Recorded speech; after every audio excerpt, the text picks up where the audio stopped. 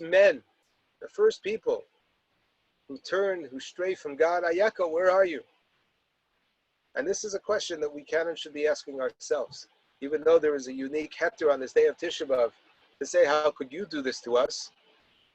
It's equally important. It's equally important that we ask ourselves that same question. Ayeka, where are you? How could you have allowed this to happen? How could I have allowed myself to sink to this level? These are some of the questions and the thoughts and the reflections we should have when we say this key.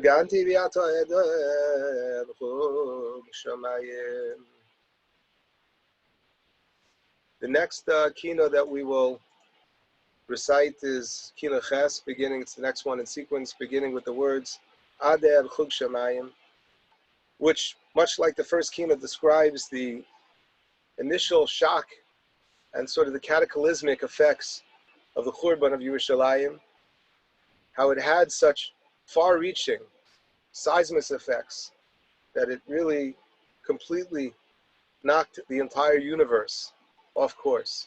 So many differences, so many changes, as Chazal tell us, that even the fruit that would grow on the trees tasted better when the Beis Hamikdash stood. It's as if the forces of nature were in total harmony and then experienced this incredible disruption. There is a very powerful theme and expression which emerges from this kina. In some ways, I find it personally, whatever that's worth, in some ways I find it to be one of the most meaningful kinos, in that it describes a very, very genuine and powerful longing, a yearning for the Mekoneh to connect with Hashem, even from a place of great despair, from a place of great pain. Adve b'cholev lahamtziehu, edem ilin bam lahamtziehu. I would cause my whole heart to grow faint, as I would struggle to have him make himself available to me, that I know the appropriate words to encourage him to forgive me.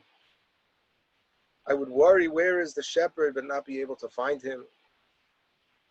These very powerful and poetic words, drawing from a masterful understanding of Tanakh, but describing a real sense of genuine longing.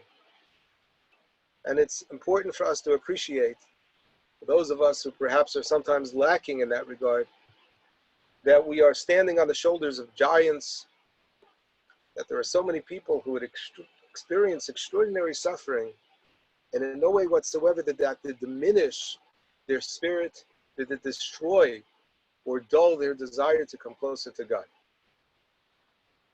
Rabbi Lau, in his memoirs, Out of the Depths, an extraordinary book, which really should be required reading for each and every person, relates many stories of individuals who he observed during and after the war, survivors, who even in the most horrible and unimaginable situations were able to connect, were able to find and searched for a genuine connection, for the soul of the Jewish people and for the connection with God.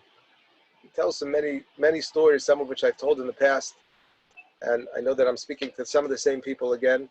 So therefore, what I'd like to share with you this morning is something a little different. It's a video account from a woman who describes her memories in the concentration camps, but a very, very powerful memory of an individual who, even in moments of such darkness, in moments of such despair, was able to encourage herself and her followers to recognize and to appreciate how much we should continue to learn, to yearn, to find, and to regain that connection with the Ribono Shel Olam.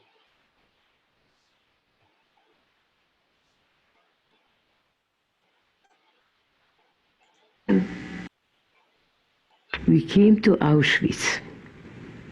This was the selection. It was on a Friday. We were waiting the whole day. And finally, they decided they're not taking us into the gas chamber. They took us 100 yards farther away to showers. It was the same building, the same sauna was written on it. But this was showers. There weren't showers, a little water, okay, but it wasn't gas. So we were chosen to life. And in the morning, we were again put into columns. There were 2,000 of us. Finally, in the morning, we hear some voices, and friendly voices calling our names, Jewish names, Hanka, Rivka, Ruchka. Oh, who was it? So this was Sila Orlean, our teacher from Beis Yaakov, from Krakow, from the seminary. And one of the students, our friend Tilly, who was called the Angel of Auschwitz. That's how she was called, because she was like an angel, doing things, risking her life, not eating, not drinking, giving away her piece of bread and her coffee, her water, whatever, her soup. She was like an angel. She doesn't have to eat. So she came, and Sila said to us, "Good Shabbos, girls." How can you say good Shabbos when you say what's going on? When you say that chimney puffing the smoke, how you see the fire coming up, how you smell the stench of the burning people. How can you say good Shabbos? But she smiles again and she said, "Girls, it's good Shabbos. It's good Shabbos that you are alive. It's good Shabbos that you are different, that you are pure, that you are not like them, that you are human, that you are not like the beast. So it's good Shabbos that you believe in Shabbos, to believe in God."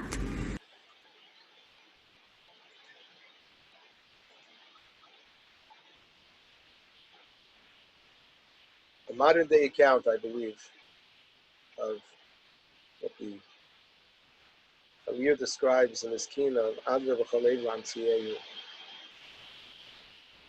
in the dark fire and smoke of Auschwitz, to be able to say Good Shabbos.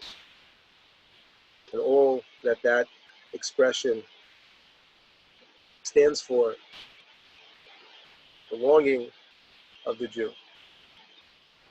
Last night I quoted from the Eish Kodesh, Reb Dominus Kamen Shapir, the Piyazensu Rebbe, Hashem Yinkom Damo, and in a book called To Heal the Soul, he writes, "My heart pounds for my impending 40th birthday. My entire body shakes from my oncoming declining years. Still, I will still try to muster all of my strength to commit myself and my life to God. Perhaps something will remain. But to what shall I commit myself? To learn more? I think that as far as possible, I don't waste any time. To abstain from physical pleasures? If my own desires are not fooling me, thank God I am not so attached to them. So what am I missing?" Asked the Piyazensu Rebbe to himself as he's approaching his 40th birthday. What am I missing? Simply to be a Jew. I see myself as a self-portrait that shows all colors and features real to life. Just one thing is missing: the soul. And Moshe Weinberger, who founded a shul in a community called Eish Kodesh, based on the teachings and the legacy and the Masorah of the Piyazensu Rebbe, wrote in an essay about 10 years ago, "I have often reflected upon these searing words penned by the Eish Kodesh a decade before his holy body was consumed by the inferno of the Holocaust. The post-Holocaust generation has come of age. We have prospered financially and religiously. The self-portrait of our Torah community shows all colors and features real to life. Soon, the Siyam HaShas will take place before an anticipated audience of 90,000 people. Our institutions are bursting at the seams. We have a formidable array of daily and weekly publications filled with our own current events and advertisements for the latest non-Gebrach's Pesach getaways. Many neighborhoods take their pride in their minion factories where a Marav can be caught until the wee hours of the night. We have morning kollels and evening kollels and gemachs for everything under the sun." But he writes, as the Piyazensu Rebbe said, just one thing is missing: the soul.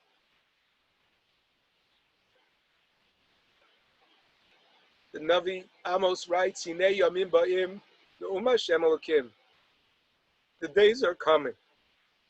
Vishlachti rav ba'aretz, and I will send a famine to the land. Lo rav lo lechem, not a famine, not a hunger for bread. V'lo tzama l'mayim, and not a thirst for water. Kiyim l'shmoa as divrei Hashem.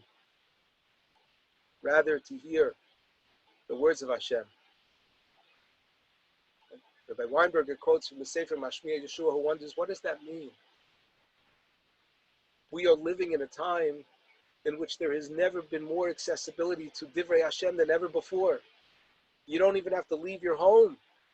From the comforts of your own internet browser, you can literally search and study Kol HaTorah Kula B'Tzuras Hadaf. What does this mean, that there's going to be a famine for Divrei Hashem? Divrei Hashem is everywhere.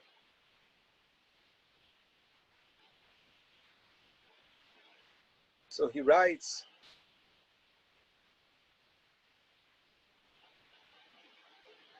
that the Divrei Hashem, I'm going to say it outside, the Divrei Hashem that is referred to in this pasuk is not the pages, it is not the volumes of Torah, but rather it is the sod, it is the secret, the foundation of it all. Hinei yamim ba'im, there's going to be a rav ba'aretz, lo rav l'lechem, lo tzama l'mayim, kim l'shmo es divrei Hashem. One need not look far in our own life, in our own community, and we could look more broadly at Western culture and the entire international scene at the moment. And we are living at a time where there's mamish a rav, not a rav l'lechem and not tzam l'mayim kim l'shmo es divrei Hashem, where people are so lost and searching and yearning, so lost that perhaps not even sure what it is that they are looking for. And this kina reminds us again, Ashreinu matov chakenu, that we come from a people, we're individuals, who suffered in ways that we cannot imagine, amidst that suffering, say, Adve v'chalev la'amtiyehu.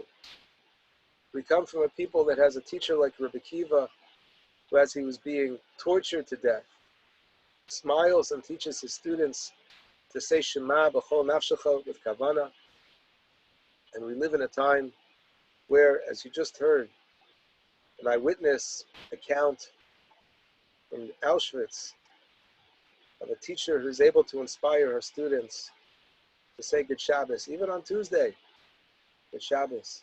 How fortunate we are that even at such a time we continue to search, to try to find a connection with Avinu Shebashamayim. Adeh Chuk Shamayim, Ali Tisha B'Av or Yom HaChariv Pamayim, Esonei Mitein Roshimayim, Avchid B'Chid.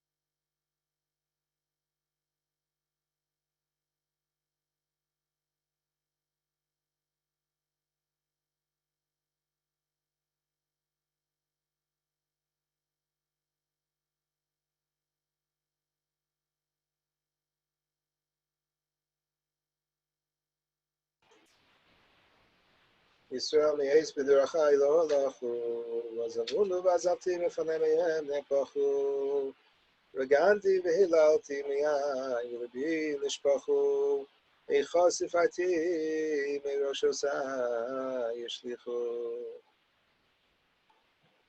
The next kina in the series of kinos, eicha sifati me'roshosai yishlichu, is a kina which associates the events that happened at the time of the Churban Beis Hamikdash with psukim that are found in Pashas B'Chukosai, the first of the two descriptions of the Tochach and the Torah. We know, as the Ramban teaches, that while there is, of course, a question of tzaddik v'ralo, or why it is that individuals, tzaddikim, righteous people suffer, and rasha v'tovlo, evil people at times prosper. This is an unanswerable question, but the Ramban explains that's only true when it comes to individuals. When it comes to the tzibur, when it comes to the community, so there really is no question.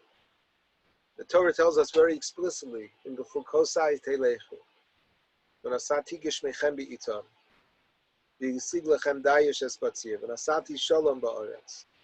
The Torah is very clear that when we as a people fulfill that which is incumbent upon us, and we follow in the ways of the Torah, so we can see tzaddikim v'tov lahem and rishoyim v'ra lahem.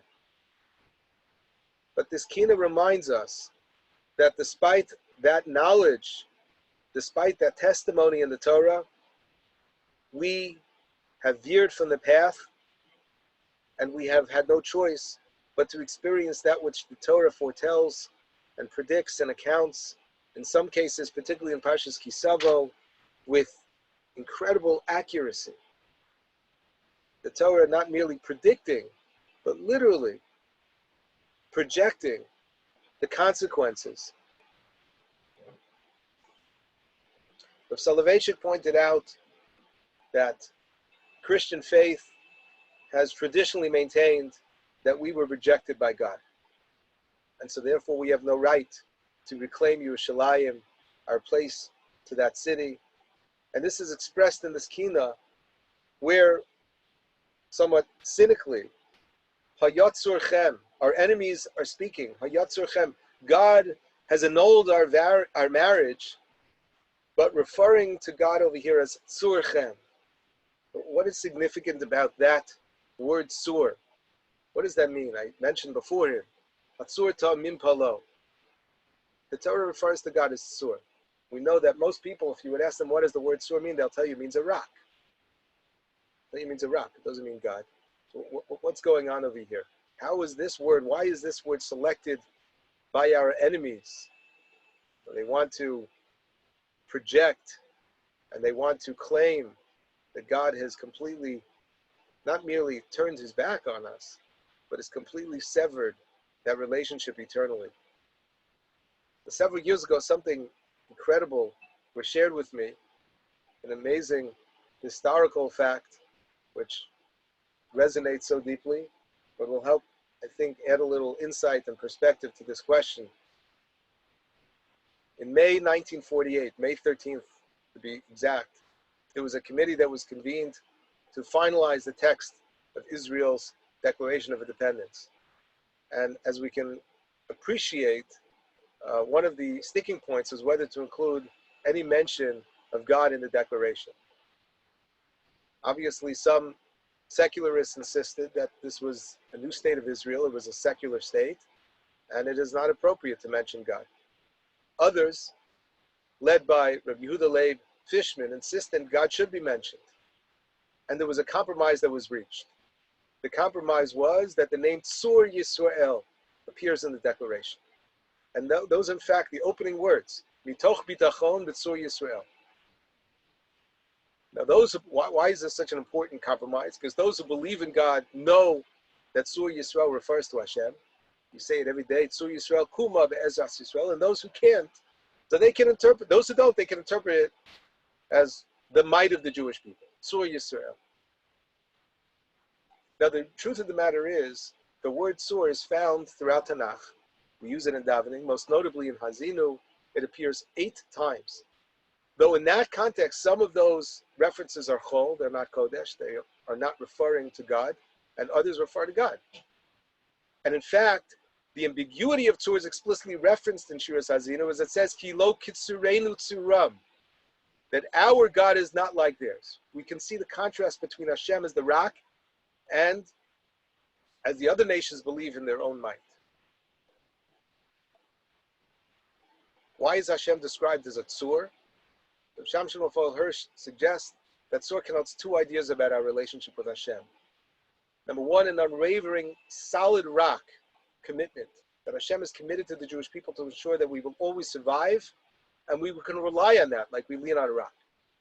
And secondly, just like a rock doesn't change, Hashem doesn't change his relationship with us. It's always the same, no matter what environment we find ourselves in. And there's yet an additional level of interpretation which we can appreciate this historical anecdote of the composition of the Declaration of Independence from the United States of Israel with so much more satisfaction. The Gemara in Brachos teaches, look how different God is than people. When it comes to a basav adam, tzartzura gabi hakosel, ve'eni yochel hatil baruach neshama kirbayim v'nei you go ahead and you make a 2-dimensional picture on a wall. You can't go ahead and infuse it with a life, with a soul. HaKadosh Baruch Hu eno kain, tzartzura b'toch tzura, u'matil baruach neshama kirbayim v'nei and that's what it means when Chana says, Ein kadosh kashem ki ein biltecha ve'ein tzur kelokenu. Says the Gemara, Ein tzur kelokenu, ein sayar kelokenu. HaKadosh Baruch Hu is an artist. HaKadosh Baruch Hu is an artist. When an artist starts to draw a picture, we don't know exactly what the picture is going to look like until it's finished.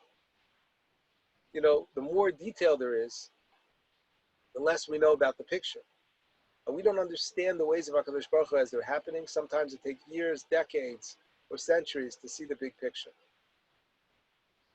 With great irony, we could look back right now. On the day of the founding of the State of Israel, nobody knew what their fate would be. There were what? I don't remember. 500,000 Jews living in Israel at the time.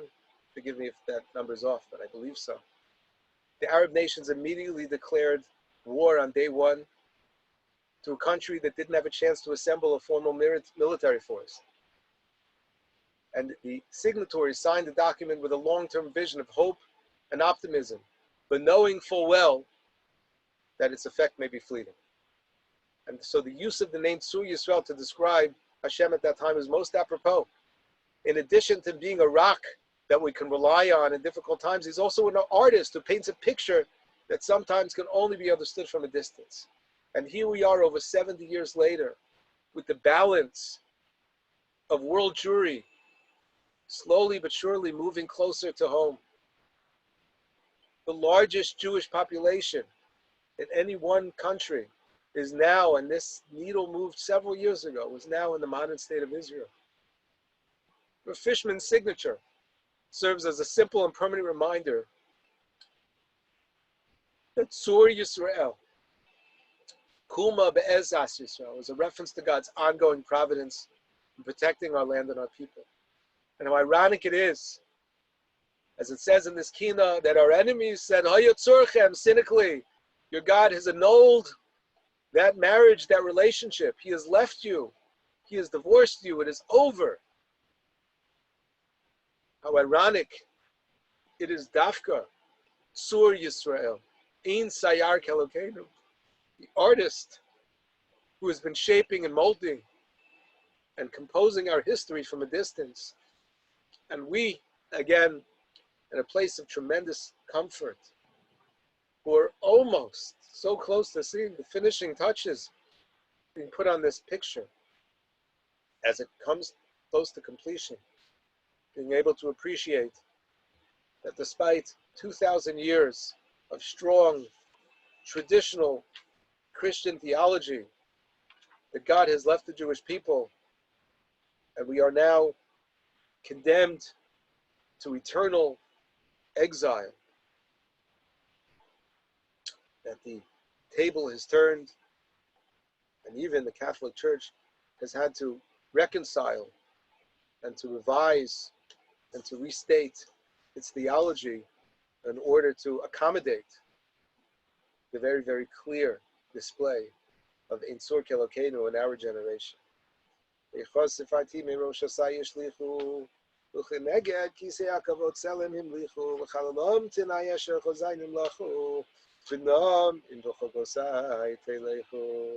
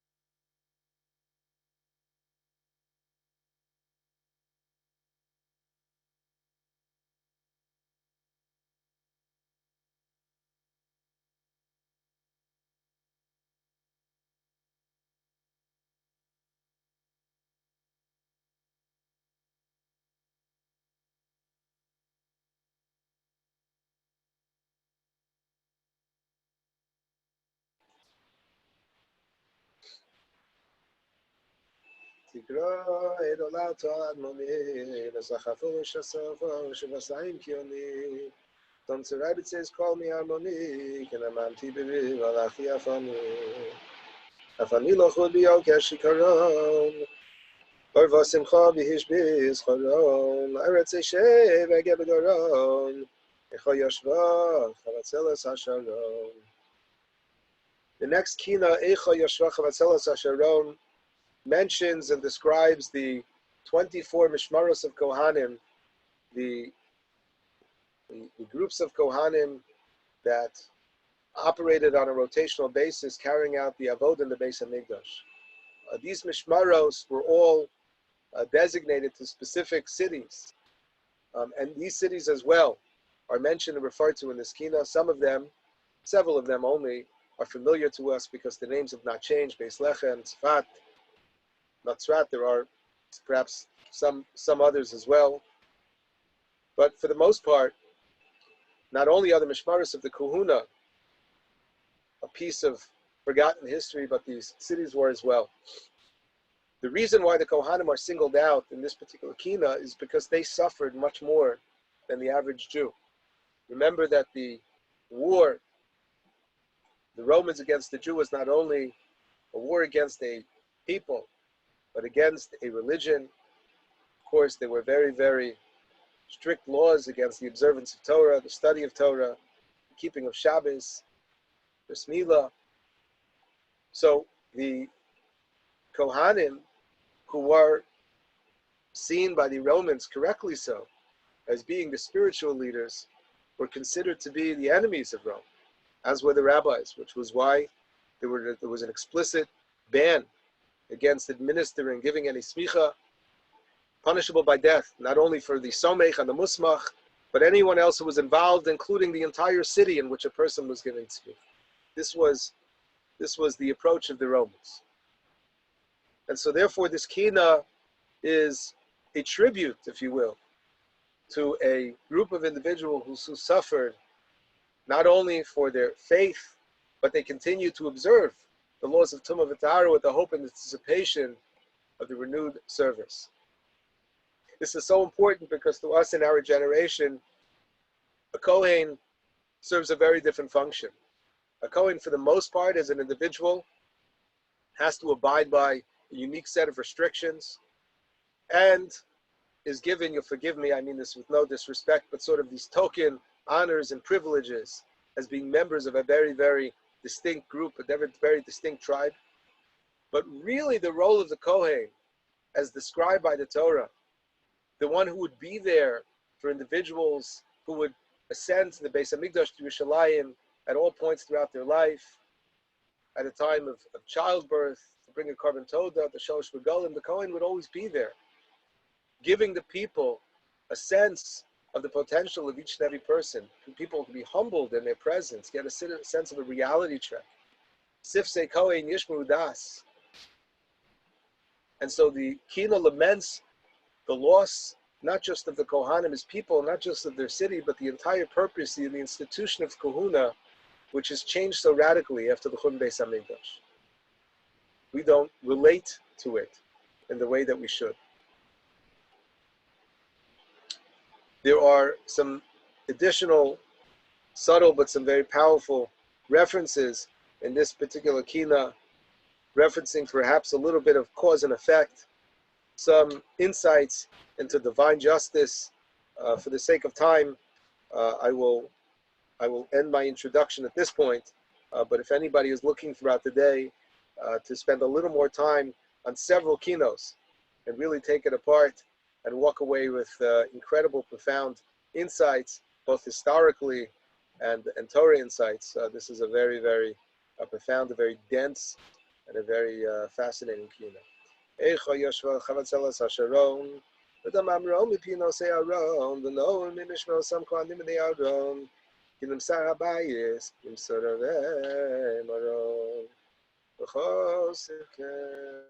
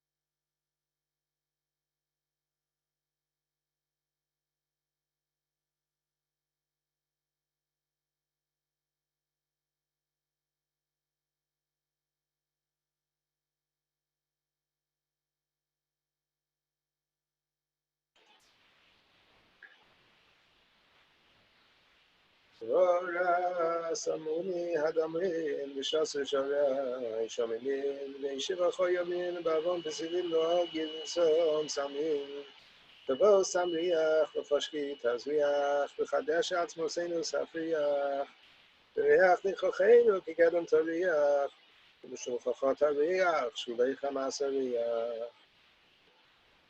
The next Kina Yud Aleph Vayikonin Yirmiyahu Yoshiyahu, is identified, at least according to the commentary here in the Yard Scroll Kinos, as being the most important and authentic lament that we recite on Tisha B'Av, because its recitation was ordained by the prophet Yirmiyahu himself following the tragic death of Yoshiyahu HaMelech. Yoshiyahu HaMelech was one of the great heroes of Jewish history, an individual who was responsible for inspiring the massive Bal Tshuva movement, what we would call today, in which an entire nation that had been so lost, so separate, and to a certain extent so completely ignorant of Torah, had undergone an incredible revival, and was responsible for inspiring an entire nation to return to God.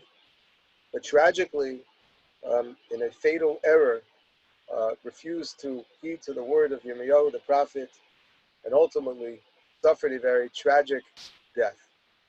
And his death, the circumstances surrounding his tragic death, is described over here in this Kina, which was commissioned by Yirmiyahu HaNavi himself. And I guess in that sense, it is important and authentic in terms of the fact that it predates most of the other Kinos that we have and we would recite, both in terms of the chronology of events, and perhaps to a certain extent some of the words themselves, by many, many centuries. Rav Soloveitchik and others have highlighted this particular Kina because of the fact that it speaks about one individual. And one of the great challenges that we face when we try to come to terms with the tragedies of Jewish history is that we talk about numbers. And numbers, we know, mean almost nothing to us, particularly when you talk about numbers in the hundreds and thousands and tens of thousands and hundreds of thousands and millions. This past week, I was at a cemetery, and leaving, I was passing a military cemetery. And you know the way cemeteries are set up, with all of the graves so perfectly aligned. And if you get a certain angle, as far as you can see, in virtually every direction, you just see matzevos and stones. I don't know how many I was able to see at that moment, maybe several thousand. So contemplating numbers like thousands, hundreds of thousands, millions, they mean very little. And unfortunately, what tends to happen is it trivializes the entire experience and the true loss. And so therefore, the Rav said that this particular Kina is so important because it highlights how the death of one person is an enormous tragedy. One nefesh, one soul, is like the destruction of the world. I'd like to share with you at this time an idea that in the past I had shared from the writings of Rabbi Lau, but now again, I was fortunate enough to discover an actual first-hand account of a very meaningful perspective on this topic from the former chief rabbi of Israel, Rabbi Yisrael Meir Lau.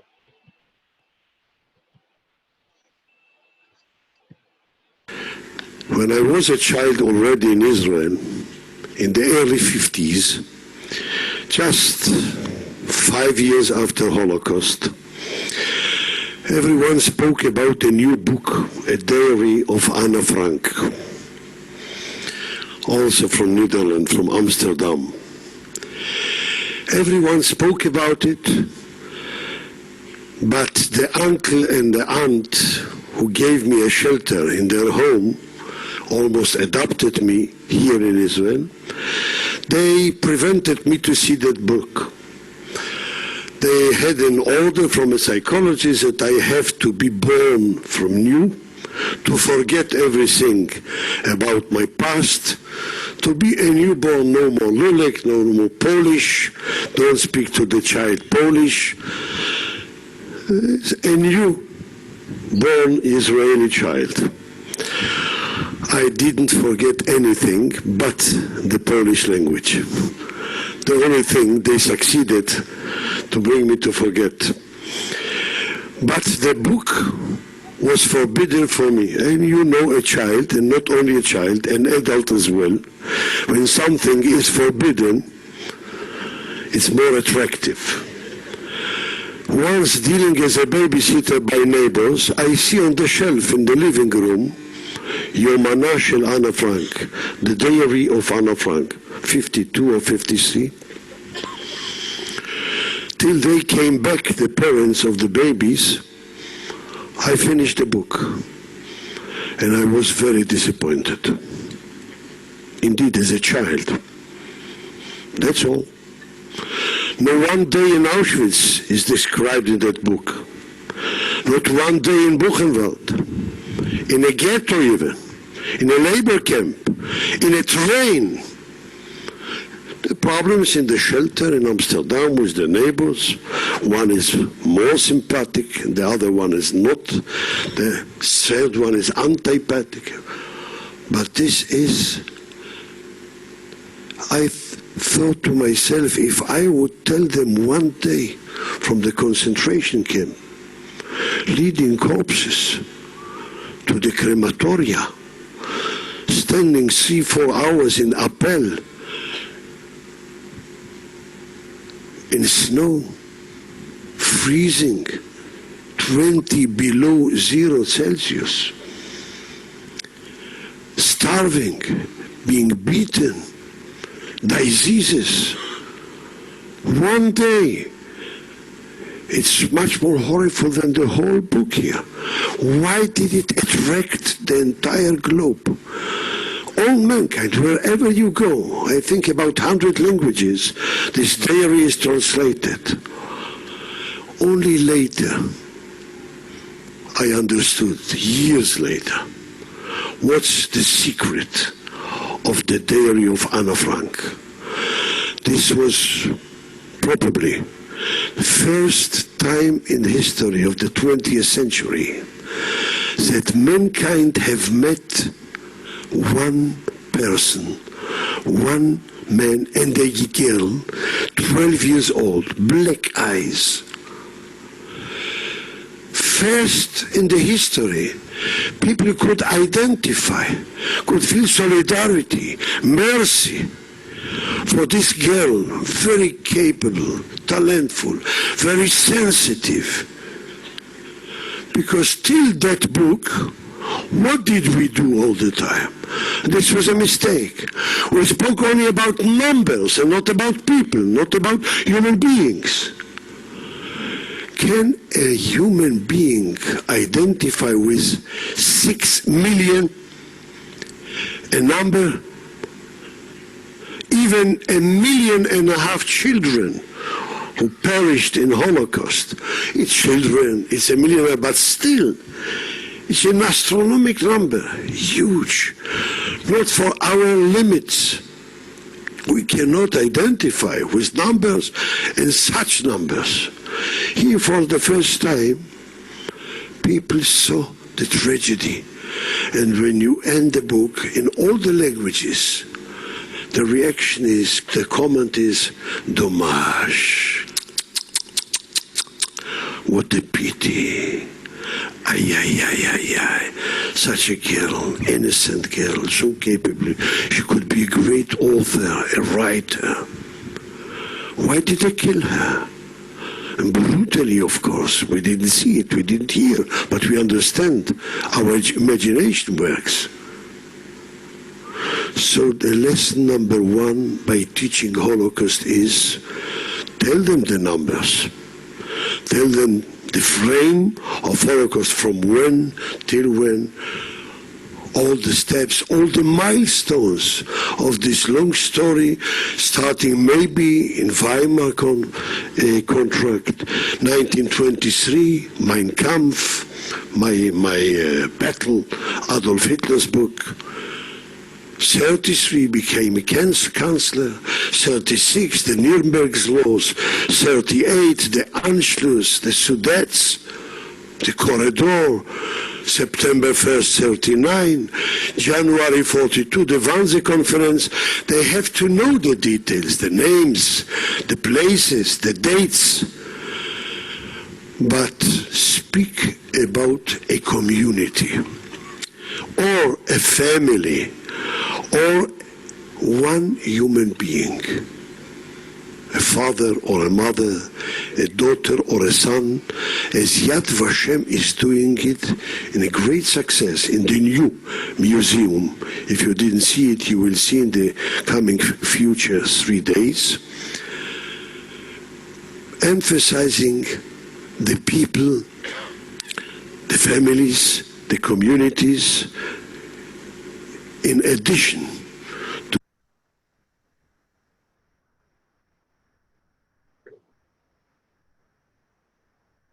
that term Yad Vashem, which was obviously the name of the Holocaust Memorial and Museum in Yerushalayim, words that actually we recite on the Tanis, words from another Yad Vashem, as Rabbi Lau used there so powerfully, if it was perhaps lost in context. He didn't make this point explicitly, but the importance that every Jewish person whose life was smothered out prematurely should continue to have a yad and a shame. There is no way that we can possibly remember, recount. Unfortunately, records don't even exist to give every one of the 6 million a name. And as human beings, there are times where we are struck by tragedies and we forget names. In 1941, as the German army swept through Europe, so there were many, many yeshivas whose future hung in the balance. One of those was the Telz Yeshiva, the Telz community. And Rav Matala Katz, who was one of the Rosh Yeshiva, embarked on a very dangerous and daring journey, traveling eastwards through Asia to America. His ultimate plan was to arrange for visas for the families and the students of the Telz Yeshiva so they could escape Nazi persecution. And in June 1941, when the Katz had already made it to New York, the Germans had arrived in Telz. And on July 15th, all of the Jewish men, teachers, the students of the seminary were rounded up and were killed. And later next month, on August 30th, the women and children were murdered as well. And after 3 years of anxious waiting, the Matala heard that his wife, his 10 children, the staff, and all the students of the Telz Yeshiva perished in the Holocaust. It would be impossible for any of us to imagine the mental torment and the trauma that he endured. He hardly ever spoke of it. Instead, he did what many other surviving Rosh Yeshiva did. He founded a new yeshiva. And just like Yitzchak, who redug the same wells that were stuffed by the Plishtim, and he gave them the same names. He founded in Cleveland, Ohio, yeshiva, a prominent yeshiva that's there to this day, the Telz Yeshiva, and dedicated the rest of his life to rebuilding Jewish life, to teaching of heritage and transmitting the eternal messages of peace, unity, and harmony that are deeply rooted in our tradition. And some years later, one day, one of his students walked by his office and overheard Rabbi Katz crying terribly. The student must have been close to Rebbe, and he said to him, "Tell me, Rebbe, why are you crying?" And the Rosh Yeshiva said, "I had 10 children.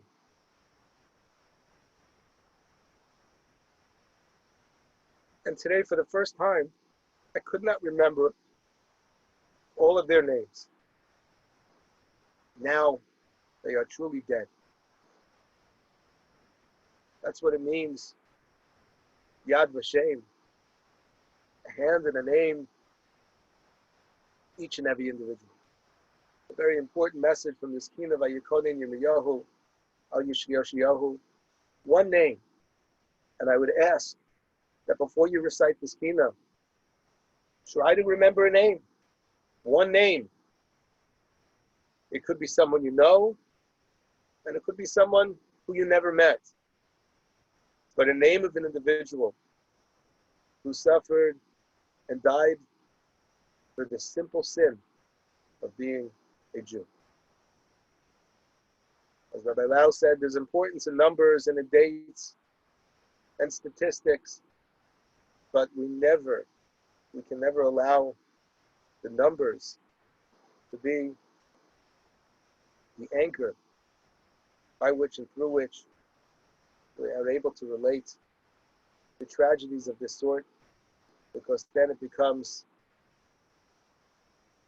more like a research project.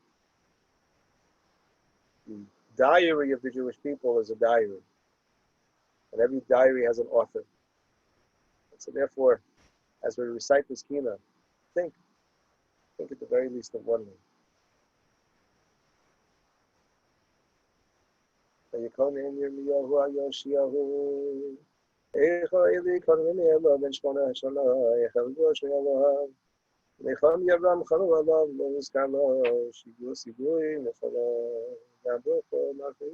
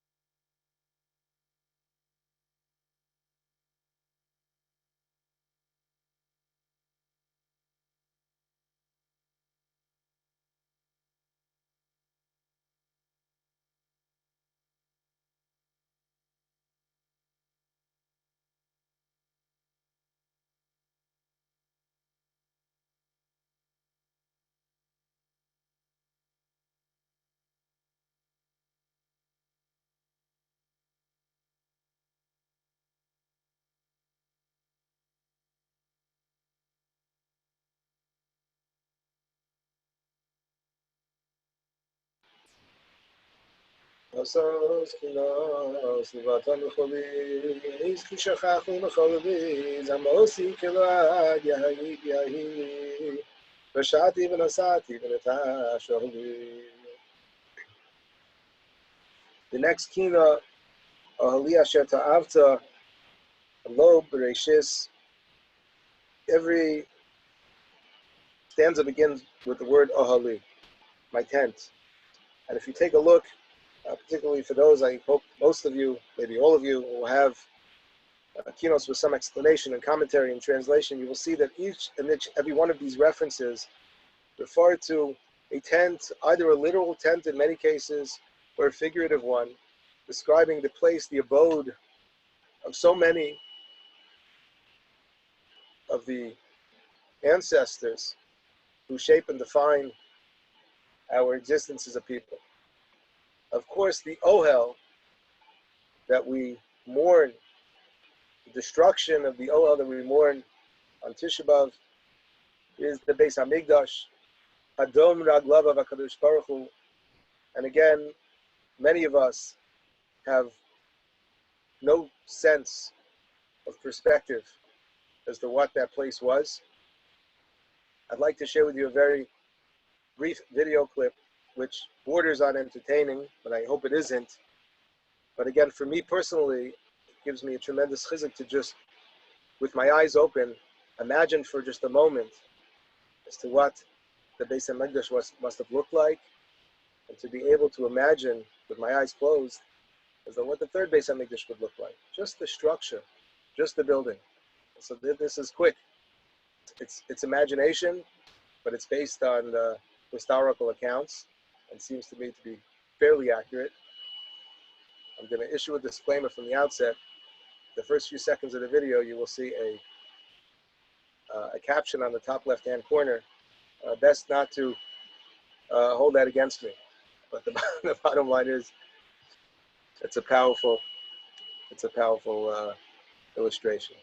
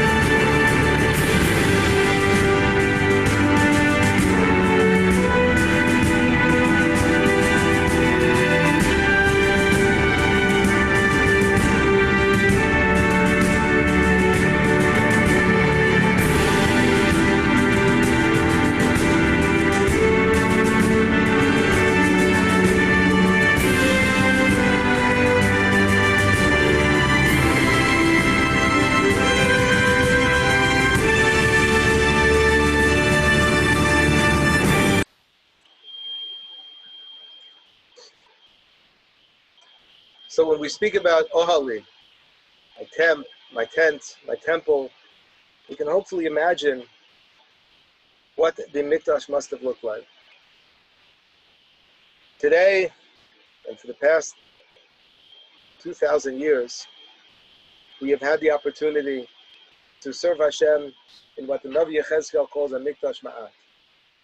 A Mikdash Ma'at, a Beis HaKnesses, a shul, which is a mini temple. It is not just mini in the sense that it is smaller than the Beis HaMikdash, but it literally has features of the Beis HaMikdash.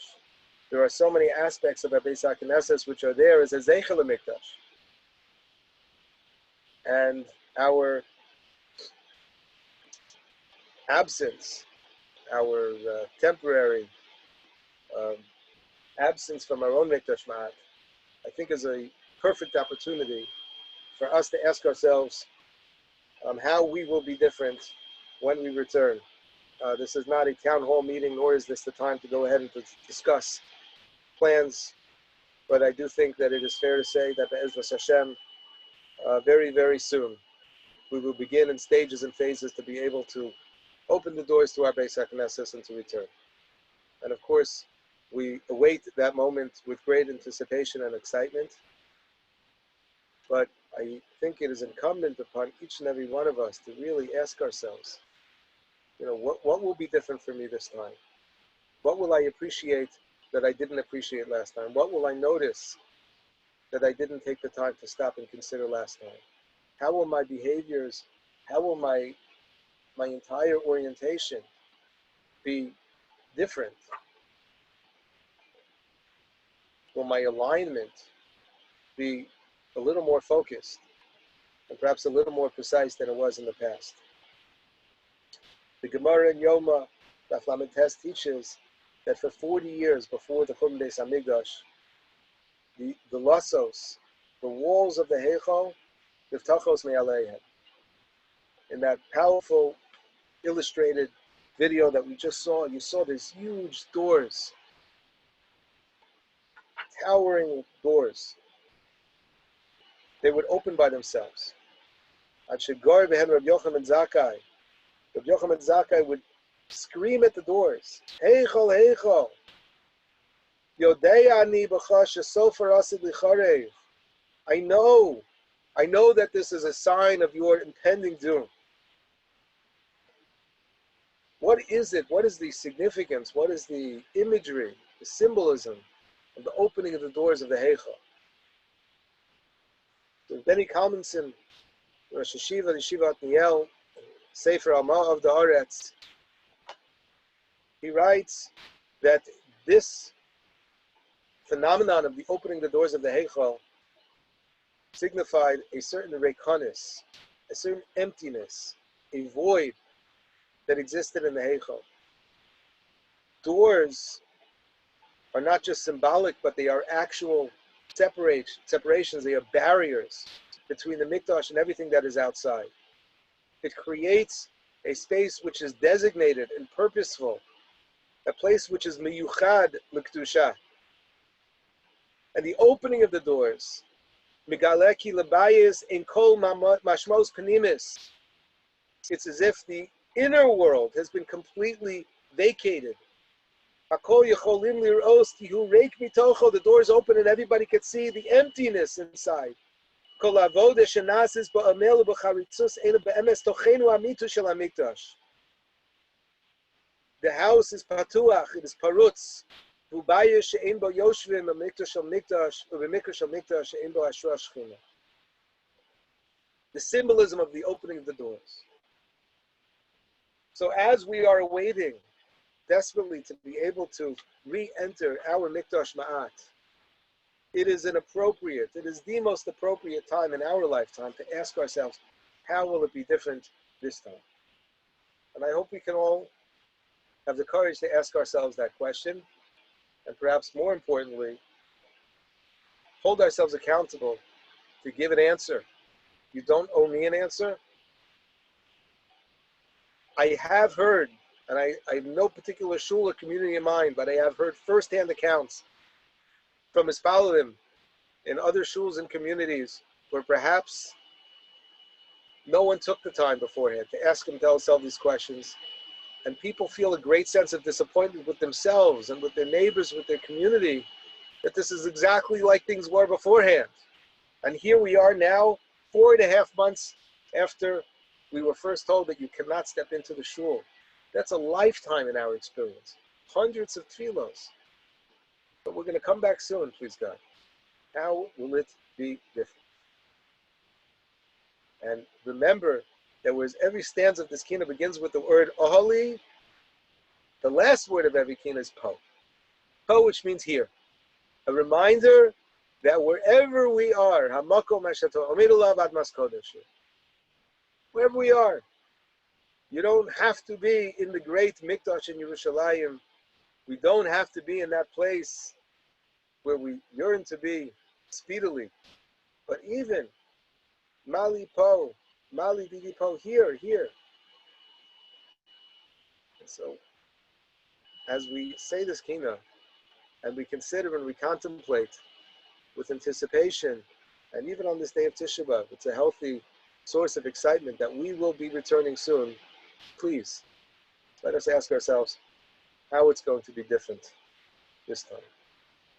Holy Asher Ta'af Ta'ad Lo B'Reishis V'Kisei Chavo B'Tzerfo Lo Mo L'Nesach Shada B'Yav Shodadim V'Niyesa Karabo Javarash Lo V'Raganan Tov Ato Ma'arifo Holy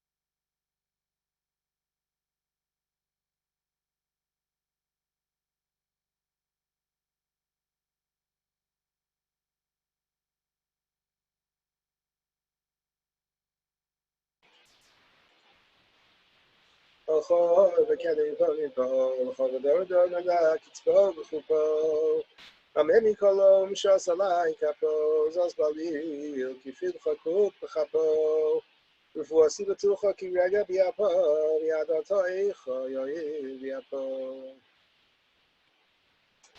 The next kina in the sequence of kinos Yud Gimel begins with the words Eiko. And I told you before the word Eicha can also be read Ayaka. And over here you see yet a further presentation of these four letters, Eiko. Where is Ko? Now Ko is a very simple word on the surface, but really a very profound one, which captures in some regards really the essence, the potential of the Jewish people. As Avram was told by HaKadosh Baruch Hu at the time of Bris Bein HaMasarim, Ko Yezarecha, that your children will be Ko. So we would translate Ko like this, but it is not merely descriptive. And it is certainly not a quantitative description. Ko Yezarecha, that your children will be as many as the stars. It's a qualitative description. You see that because when Avram was going with Yitzchak to the Akedah, and he turns to Eliezer and Shmuel and he says to them, Shmuel achem po machamor v'ani v'anar ne'acha ad ko, describing a certain place in which heaven and earth meet, a place in which body and soul fuse. It is for that reason why the prophets always introduce their words, Ko Omar Hashem. The word Ko captures something which is extraordinary. The concept of Kavod Hashem, Kavod Yisrael, Kavod Torah. And on this day of Tisha B'Av, we mourn the absence of Ko. Such a lack of Kavod in the world. Years ago, I heard from Rabbi Reisman that Menachem Zemba, Hashem Yikam Damo, who's a Rav in the Warsaw Ghetto, was asked a very difficult question by his followers whether they should join the resistance and fight the Nazis or spend the last days purifying their souls for the world to come. They felt that either way, the outcome was inevitable. Their time on this earth was limited. But how should they spend these last few days? And he answered that, people think of Nekama as revenge as being something which is bad, but yet we call Hashem, Mekel Nekamos. Now, how could we say that Nekama is something which is detestable if God himself is called the God of vengeance? So he says Nekama is only detestable if a person seeks a personal satisfaction. However, in a Mechemes mitzvah, the Nekama is not for the individual, it's for the Klal. The Nekama is for the covet of Klal Yisrael. And this is a mitzvah, so therefore, there is a mitzvah to rebel, because in this rebellion, there is no personal satisfaction. Everybody realizes they will not survive. But it's a Kiddush Hashem to stand up for Klal Yisrael and to restore her covet. Again, these are questions that, although they are relatively close historically, it's like in a different universe in terms of our own experience. We can't imagine being in such a situation. But can we at the very least imagine a situation in which we see an assault on Klal Yisrael, on the covet of Klal Yisrael, an assault on covet HaTorah, covet Hashem, in which we are actual participants in that assault, or at the very least, perhaps sometimes, bystanders. And Eiko is a call for, where is it? How could that have happened? And when do we need to stand up and to say, no, this is not okay. This goes against everything that we believe. This is a lack. This is the antithesis of kavod HaTorah, of kavod Hashem, of kavod for our people. Where is that code?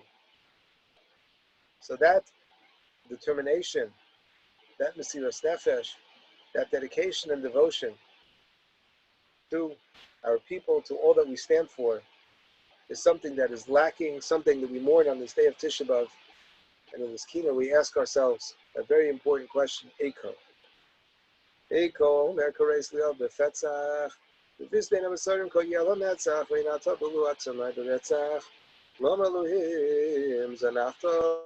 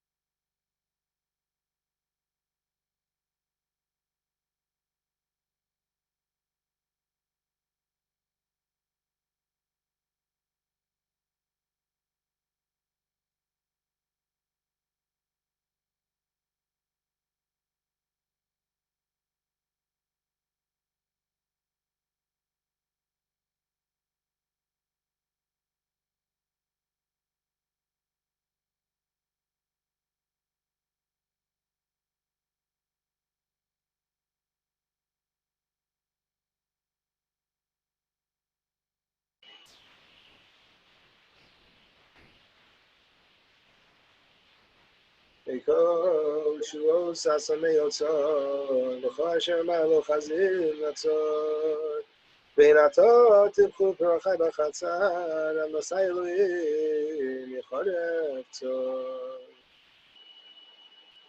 At this time we're going to skip several keynotes to the keynote which is number Tez Zayin 16, beginning with the words Zachor asher asa tsar b'finim.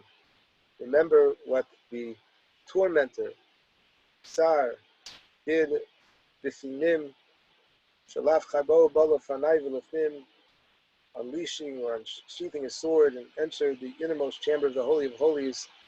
This keynote describes the evil, really unimaginable, unfathomable atrocities carried out by the Roman general Titus HaRasha, who was single-handedly responsible for the destruction of the second Beis HaMikdash. I'd like to share with you a short video right now, which captures some very fascinating historical as well as archaeological footage, which gives us a little more insight and understanding, which will help to sort of supplement and add to the perspectives from Chazal that are shared in this keynote. So I'll share the video first, make several comments afterwards.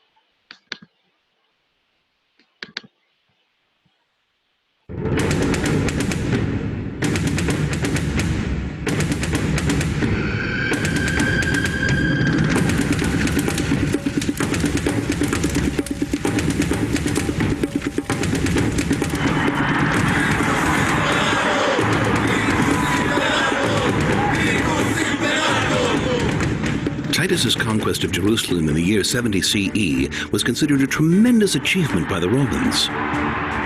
His suppression of the long rebellion in Judea proved once again that the Roman Empire was the strongest power in the world.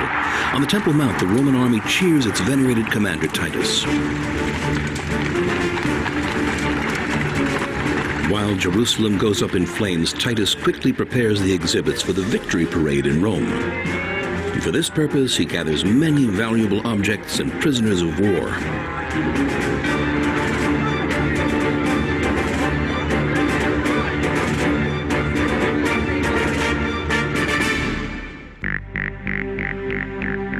But the celebrations begin even before they arrive. Here in Caesarea, in Beirut, in Agrippa's kingdom in the north, they are drunken parties.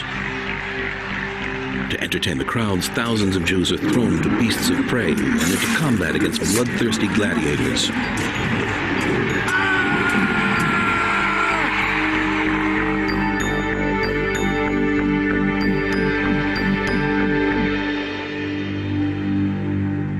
When Titus finally anchors in Rome, the Romans flock to greet him. The most magnificent victory parade in the empire's history gets underway.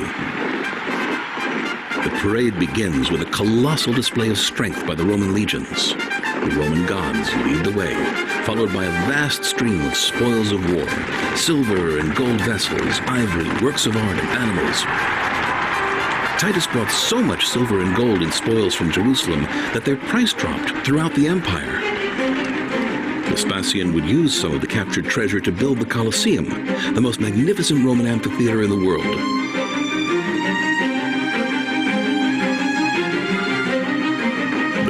Is amazed at the vast amount of plunder, but the climax arrives when the holy temple vessels are paraded before the masses, including the golden menorah. Behind them, like a prisoner of war, is carried the representative of the Jewish faith, a single Torah scroll from Jerusalem. In the rear are led the prisoners of war themselves. Defeated and disgraced, the POWs from Israel march through the streets of Rome. Their war wounds are well concealed by the embroidered silk garments they're dressed in by the Romans. But nothing can take away the searing pain they bear in their hearts.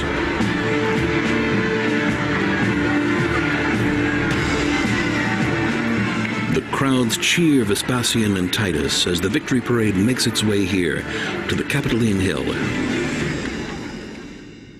Here, at the temple of Jupiter Capitolinus, the parade stops, and a hush falls on the crowd. Simon Bar Giora, a Jewish commander and spirited leader of the rebellion, is pulled from among the ranks of rebels. With a rope around his neck, he is dragged brutally through the streets of Rome as the wild throng beats him from all sides.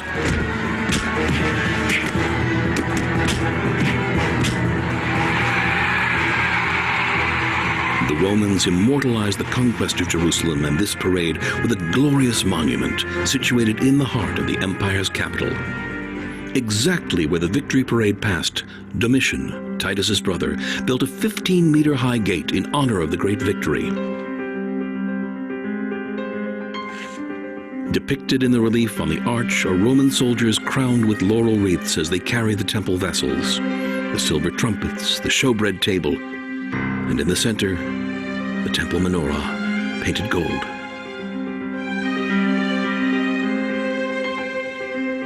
No wonder the Jews of Rome despised the Arch of Titus. The monument, built 2,000 years ago, served as a painful reminder of the total destruction of Jerusalem and the humiliation of the Jewish people.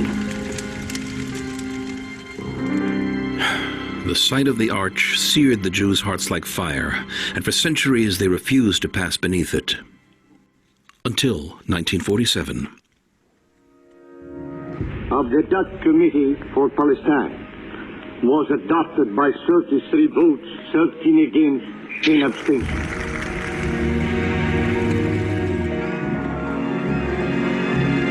The day after November 29th, the day the UN Assembly declared the establishment of a Jewish state in the land of Israel, the Rabbi of Rome, Rabbi David Prato, convened the Jewish community before the detested arch. The rabbi wished to mark the historic occasion before his community, who gathered by the arch, along with representatives of the youth movements and refugees from the Holocaust, on their way to Israel. Moved to tears, the elderly rabbi, who had given thousands of speeches, couldn't utter a word.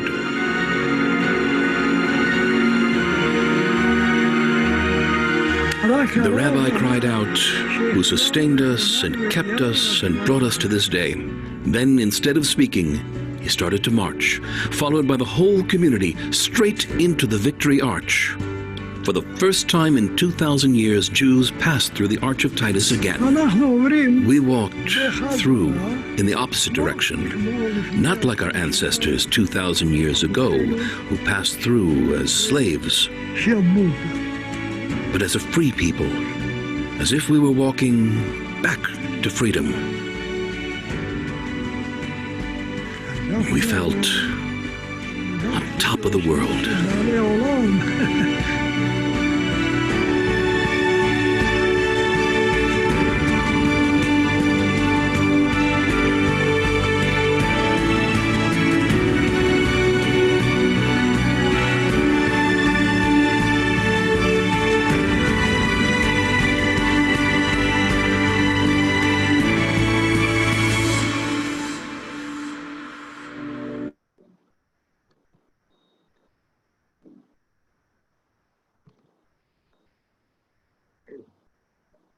I must share with you about 15 years ago or so, that Matisyahu Solomon,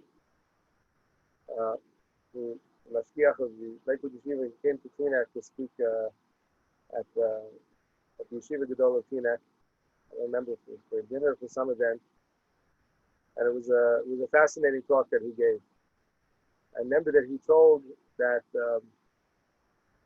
a story fairly well known. He told it in a very personal way, as he heard it directly from Dr. Moshe Rothschild from Eretz Yisrael, who was in Rome at a medical conference very late one night. He was in his hotel room, and the founding Rav of the Panovich Yeshiva of Kahaniman, who, like the Matal Katz I mentioned before, the Telz Yeshiva, survived the war and rebuilt his yeshiva, the Panovich Yeshiva, which stands to this day in Bnei Brak.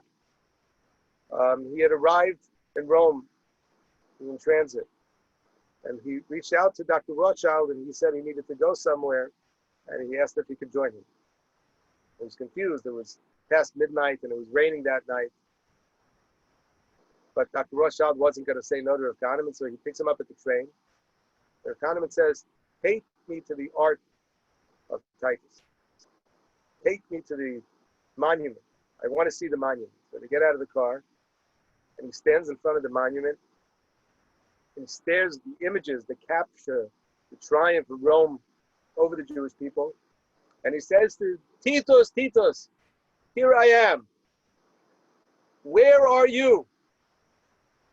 You thought that you would defeat us, that you would destroy us. What is left of your empire? I am the Panovich Rav. I survived the Holocaust. I built yeshivas. Torahs learned all over the world. Here I am. Where are you? And he gets back in the car. And Dr. Rothschild asks Rav Solomon, what's Pshat? It's not normal to talk to stones. Why did he do that? Rav Solomon said that this is a man who saw hell on earth. He lost everything. His family, he saw immense destruction, and yet he persevered. He went out and he came over the tremendous obstacles to rebuild so much of what was lost. And he was looking for chizuk. So he stopped in Rome to see the contrast, to experience, to see the miracle of Jewish survival. And as we read this kino, which in some ways reflects and captures the most painful and horrific moments of our history, the perspective that we have to have in this generation cannot and should not be lost on us. While we remember the atrocities that have been committed again and again, we remind ourselves that Titus, where are you? Where are you?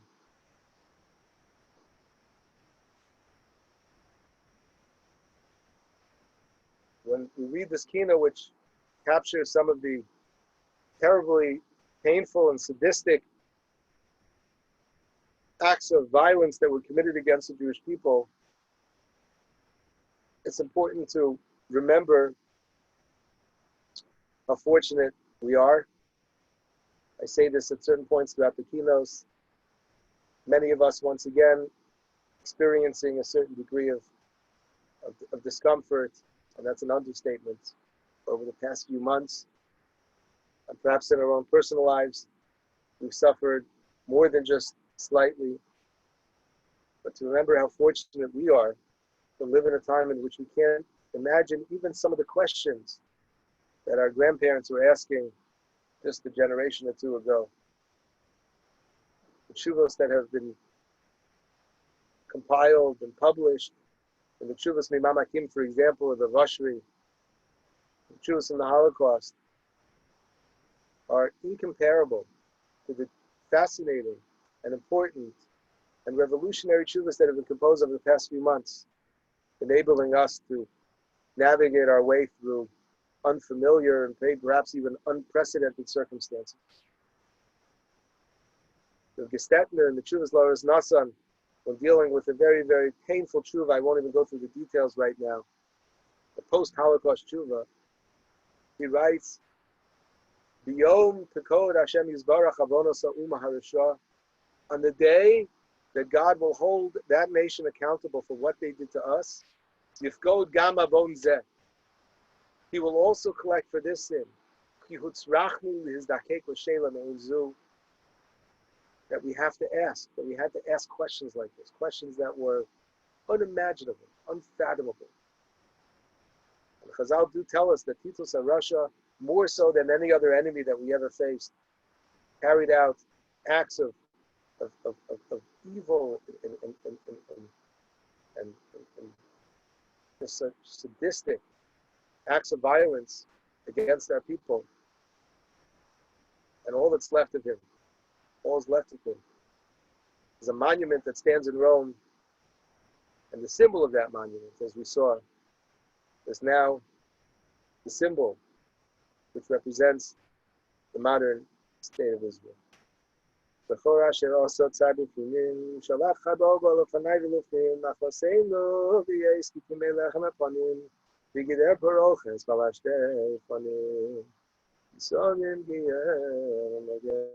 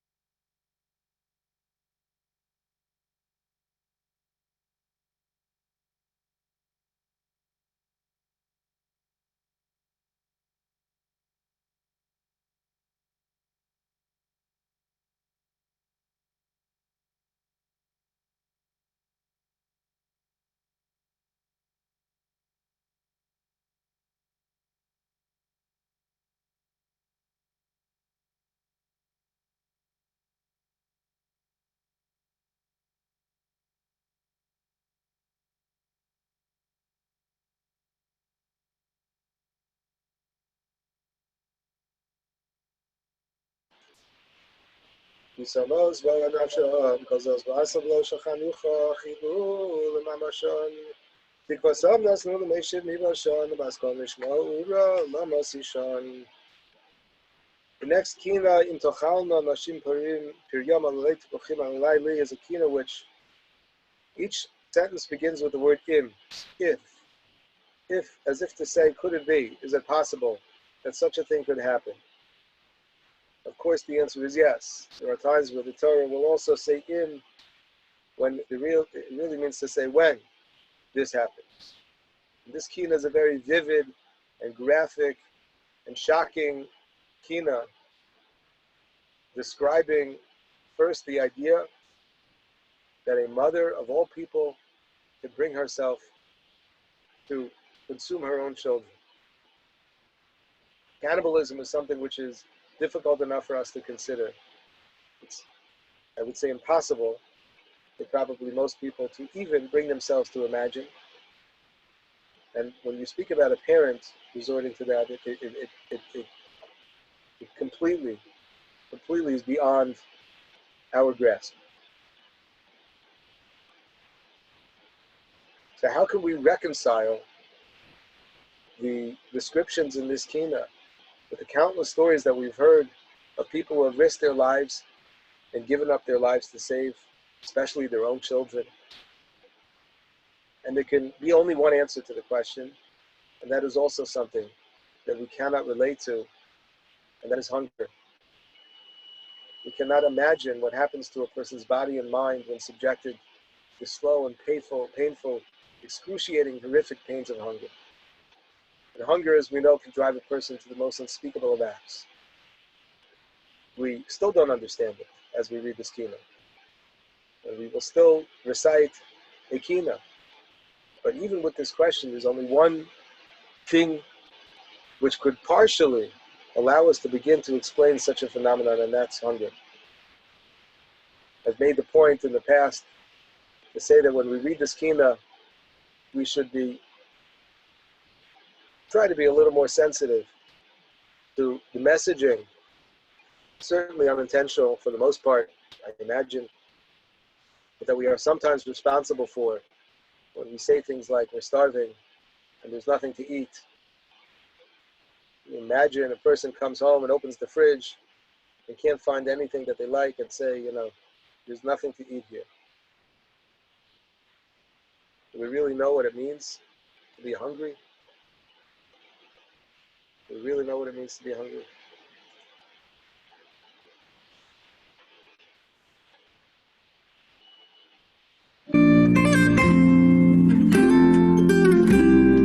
Mr. Joseph Friedensen, born in Lodz, Poland in 1922, was the son of Rabbi Eliezer Gershon Friedensen, Hashem Yinkom Damo.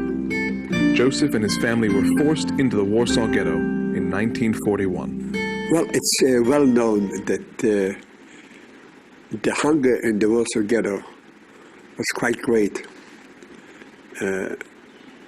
Many people just all the time they were hungry. There wasn't enough food. The Germans didn't let in food. And it's very strange that the Germans did allow, even in the hours of curfew, in the evening, they did allow the children to roam the street and beg from the others. Now, this was one, in my memory, it's one of the most tragic sights. Now, you can imagine if you have a sister, a little 4 or 5 years old, how if you see such a child crying and begging for a piece of bread. And this was the sight of many streets in the Warsaw Ghetto. I remember our windows looked out to the streets, and there were literally hundreds of children, almost at every house. And they were crying and begging and saying, Jeden, warf zurück a Stückerle Brot. Please throw us down a piece of bread. And they say, a pizzale bread, a little bread. It's one, even today, and after I saw much even death and killings and beatings. This is even until this day. It's most tragic. And I remember one evening, it was about 7:30 or 8 o'clock. It was in the summer, was still light. And my father went to the window, and we had left in home, say, a half a loaf of bread. And my father took this loaf of bread and cut it into little pieces, just like this, wrapped it in a piece of paper, and threw it down one by one. And after a while, the half of loaf of bread was gone. We were two boys. I was a little older, I had a younger brother, and we were wondering what will be tomorrow. We knew that we weren't sure that my father had a few zlotys to pay for to buy another bread, and it was, even if you had it, it was hard to get. And we were really startled. We were a little worried. I mean, and my father probably felt, I mean, at our look, and he said to us, "Children, did you have your supper?" Because he said, "Well, you probably are worried about tomorrow." So he said it in Yiddish, "Auf morgen wird Gott sorgen. For tomorrow, God will provide." And very strange, it really happened. I mean, I don't know how, but next morning, an aunt came, and she brought in a bread.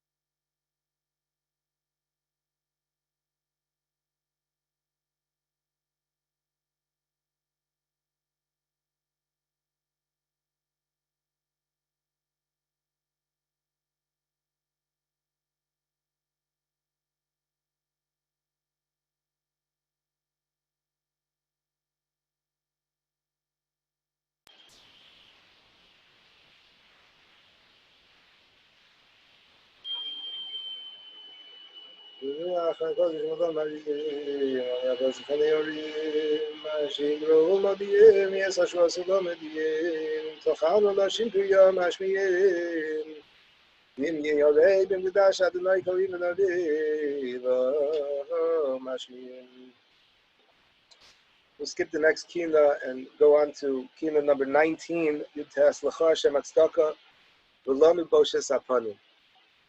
Those words, should sound familiar, not only because of the fact that we say them each and every year on Tisha B'Av, but they are literally the opening words for the keynote, for the slichos rather, that we begin saying before Rosh Hashanah. which is perhaps the first explicit reference in the Kinos to the idea that I mentioned earlier, and that is that while today is not, at least in a formal sense, we wouldn't think of it as a day of tshuva. In fact, every Tanis is. There is a tshuva element and component featured to the day, but this is a very clear link, a liturgical link, but I think much more than that, to the Kinos and the Slichos. And furthermore, this Kina doesn't merely refer, but from beginning until end, is really the first Kina that declares very clearly that we are at fault. It's very easy to blame others, and it's true, as I mentioned earlier, we have a special heter. It is part of the personality of the day of Tisha B'Av that we express ourselves by asking the question, Eicha, but we don't stop at that question. This Kina expresses, L'cha Hashem Hatzdaka v'lanu b'oshes hapanim. You, God, you are righteous, and if there is a place for shame, so we hold that. We have to realize and admit our guilt. Of course, Chazal tell us that every generation in which the Beis Hamikdash has not been rebuilt, it's because of our further continuation of the sins of the past. And so therefore we can't merely point fingers at people who have preceded us, but we need to take a good look in the mirror and ask ourselves, what is the source for our Boshes Tamid? Rav Shach was once asked by a close Talmud who wanted to improve himself. It's a month of Elul, drawing closer to Rosh Hashanah, and he wanted to do tshuva. So he asked Rav Shach, his Rebbe, I want to know what to do. How do I do tshuva? Where do I need to improve? Rav Shach said that he couldn't have good an answer, but he said, you don't really need an answer. You don't need an answer to that question. He explained the following. The Gemara Nedarim teaches that the Nevi'im, the prophets, the Chachamim, the wise people, all the scholars, they were all asked why Hashem was going to bring the Churban Beis Hamikdash, and none of them could give an answer. And finally, there was no one left to ask. So Hashem reveals that the reason for the destruction is, and the Gemara cites a pasuk that we just read, Al Azvamas Torasi, that it was related to the failure to recite Birchos HaTorah. There's a fascinating explanation of the Ran there. We're not going to go into right now.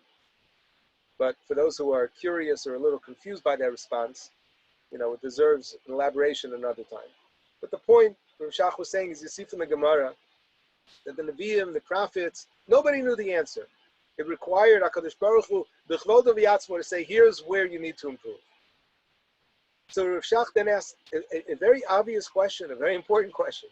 How could Hashem fault the Jewish people and punish them for the horror of the Churban when they were completely unaware what they were doing wrong? The Gemara tells us that the Chachamim and the Nevi'im did not know the problem.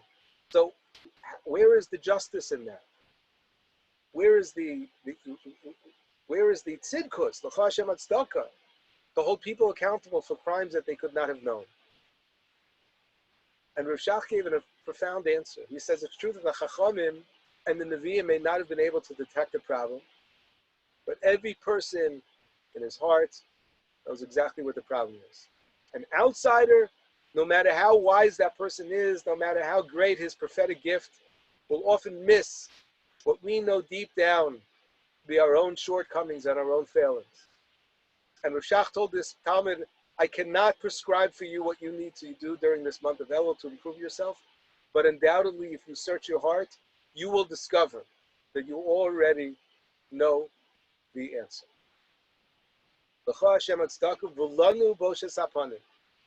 We come to this Kina with the declaration that we are at fault.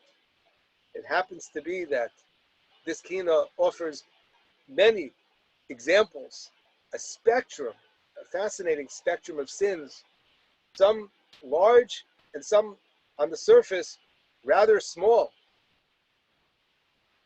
Failure to recite Amen, believe it or not, being one of them.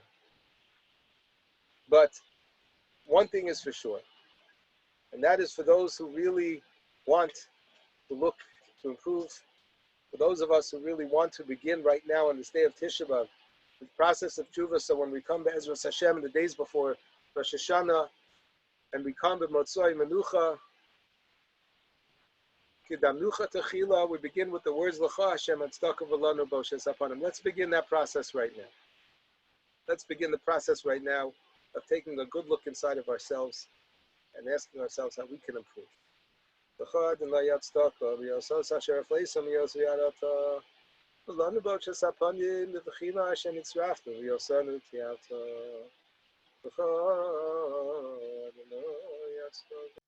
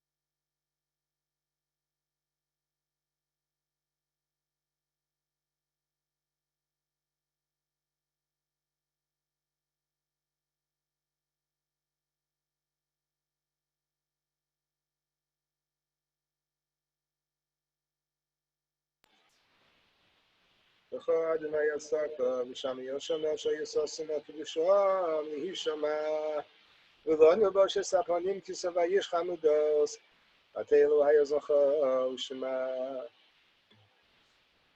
The next kina picks up on the last words of the previous one, and I imagine that you've noticed that many of the kinos do that. Continues like a continuous chain. Atei Elokai Zocha, those famous words which come from the Navi Daniel, which we recite as part of our Tachanun. Hatei Elokai Azlacha. Hashem, incline your ear to us. Listen, which is a funny expression to use when talking to the Ribono Shel Olam, not merely because of the fact that HaKadosh Baruch Hu doesn't have ears, but what does this mean? Hatei Elokai Azlacha. What does this mean? Hashem Shema Tfilasi, right? We say words like this all the time.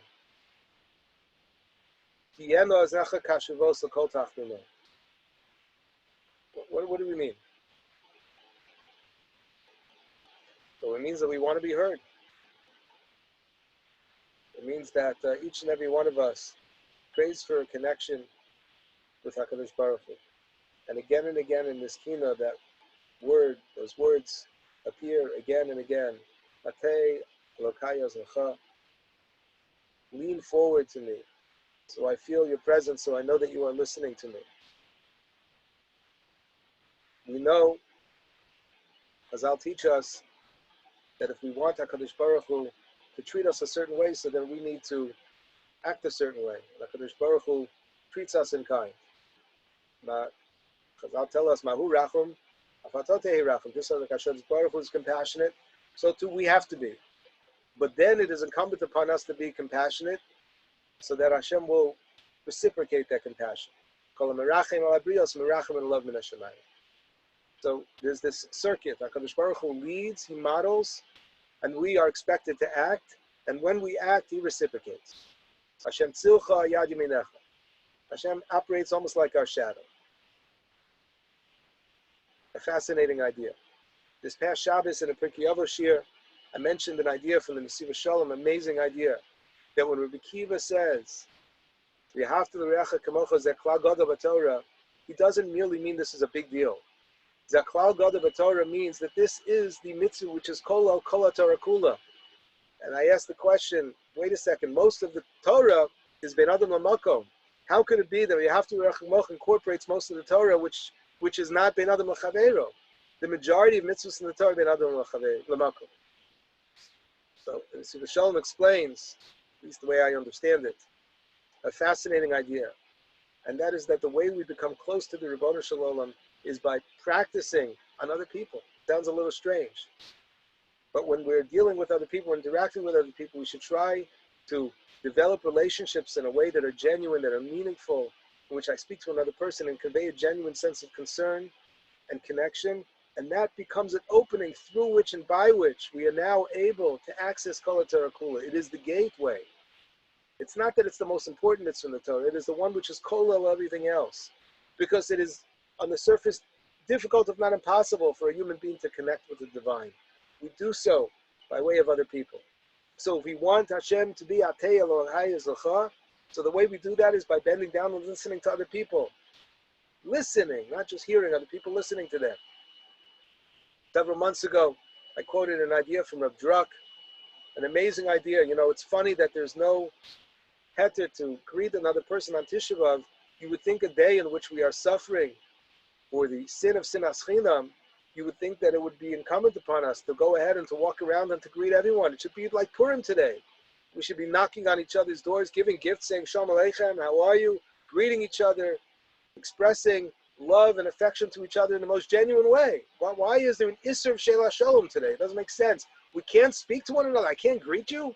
Wasn't that the problem in the first place? Rav Druck explained, the problem wasn't that people weren't speaking to each other per se, but as the Navi Yirmiyahu says, Shalom es reyehu yidaber v'kirbo yosim marbo. People spoke to each other, but it wasn't sincere.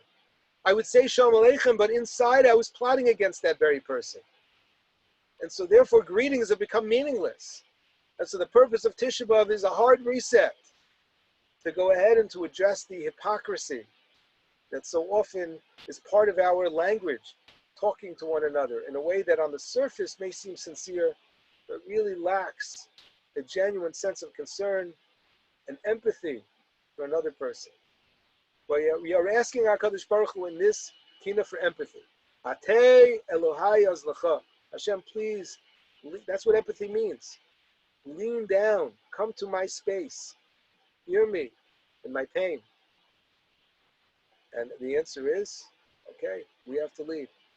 Kol hamerachim al habrios, merachim alav min hashamayim. If a person has done someone else l'kav schus, so Chazal tell us, in Mishamayim will be done him l'kav schus. Person knows how to be mevater, knows how to not be so insistent, to cash in on everything he feels entitled to. The Kadosh Baruch Hu will similarly be generous and forgiving. But we have to take the lead. That's the way we achieve the fulfillment of our request of Atei Elohai Zechah. Atei Elohai Zechah Selas Min Atzes Min Vida Shamayim Bishma Shagas Orecha Omrim Oru Oru Ayusod Shara Shamayim Atei Elohai Zechah.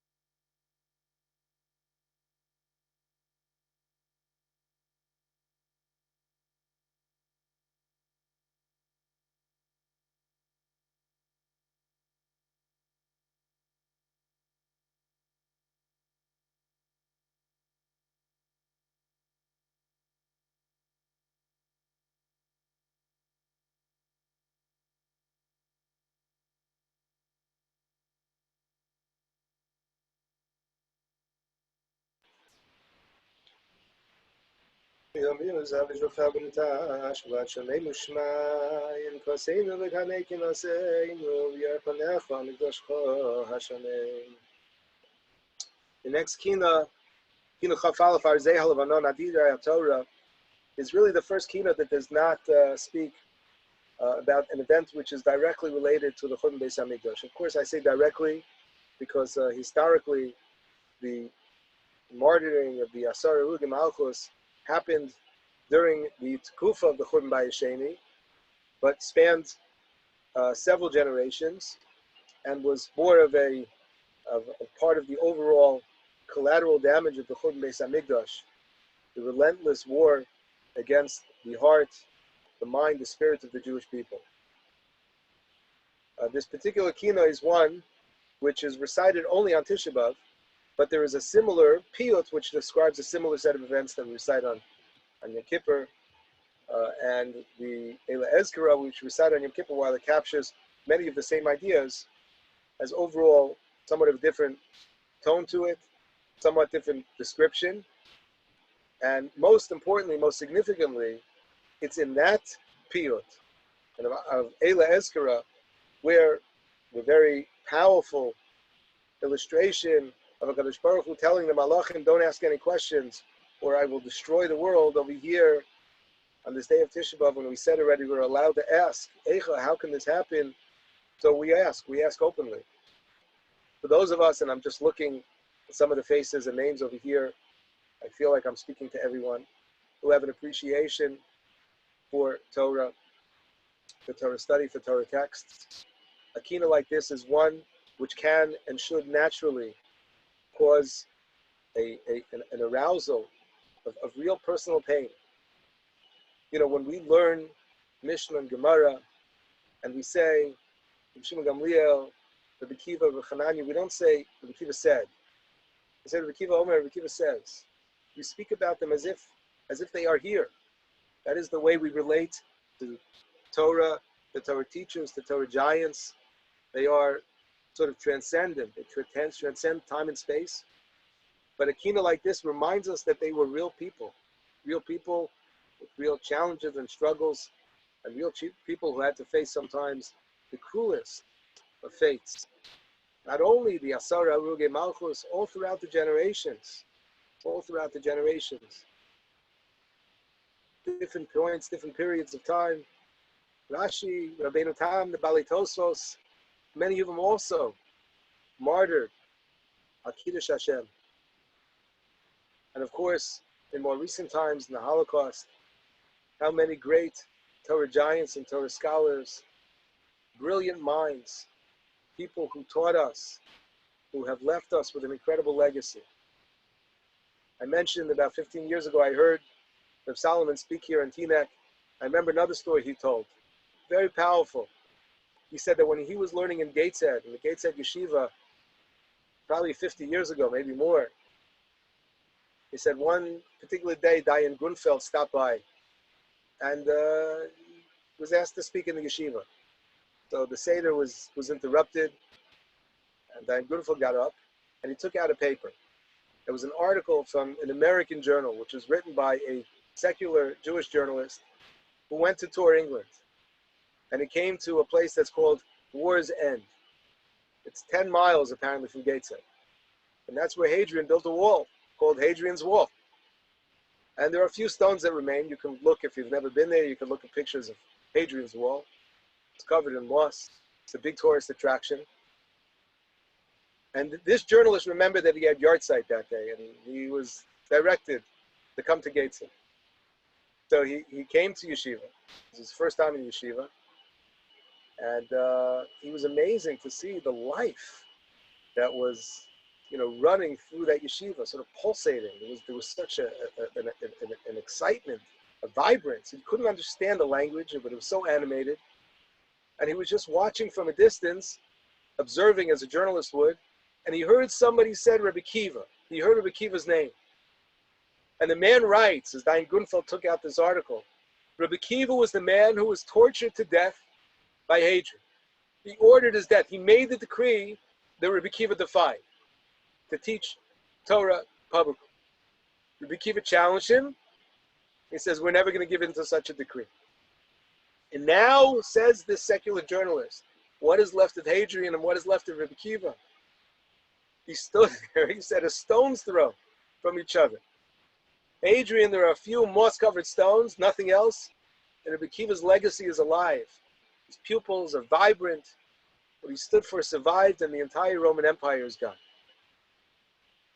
So we read this very, very painful kina, which describes the systematic torture of the people who represented the heart and the spirit of the Jewish people, whose legacy, like I said, we continue to cherish, hopefully, to this very day.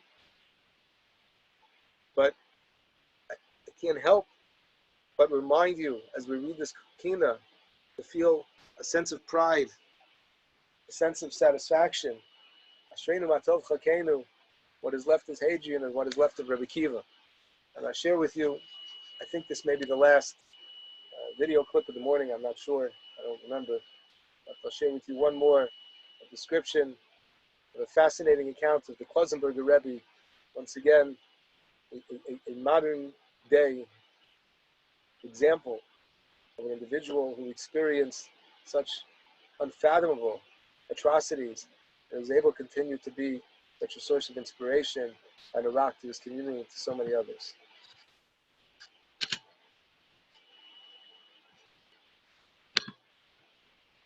Mr. Moshe Rubin was born in Visos, Romania in 1929. Along with hundreds of other war orphans, Mr. Rubin recalls the Klausenberger Rebbe Zatzal, one of the heroes in Klal Yisrael, and himself a survivor. Give chizuk to the children at the war's end. Right after our liberation in 1945, I was in a town in Germany, and I was not far from Fernwald, where the Klausenberger Rebbe was with his pupil, with the yeshiva. I felt it's Yom Kippur, I have no parents, I have nobody. What is a better time to spend Yom Kippur than a rabbi? It came the time we had to go to Kol Nidra. And there must have been hundreds, big place, hundreds of people. And as the Klausenberger Rebbe, he should be a good rebbeiter for all of us. He started up and he delivered his drasha before Kol Nidra. I could tell you, if there would be a stone there, he would crack. There wasn't a dry eye there. When he started to say, Kinderlach, you're not alone here. Your parents are here with you. Everybody burst out crying. Kinderlach, children. He called everybody children. The house is full because he left. He lost 12 children with his wife. Every orphan there was a child to him. And he spoke to them like it should be his own children. And Kinderlach, he said, you should know, when you are here and you're Mekabel B'Ahava HaKadosh Baruch Hu, you are making a Kiddush Hashem for you, and your parents will have a Gan Eden. They are in Gan Eden. You should go in the path that your parents would like you to go. The way he delivered it, and the way people felt, the way people did tshuva completely with their whole heart. Everybody, the tears were just drooping. I never remember another day like this in my life.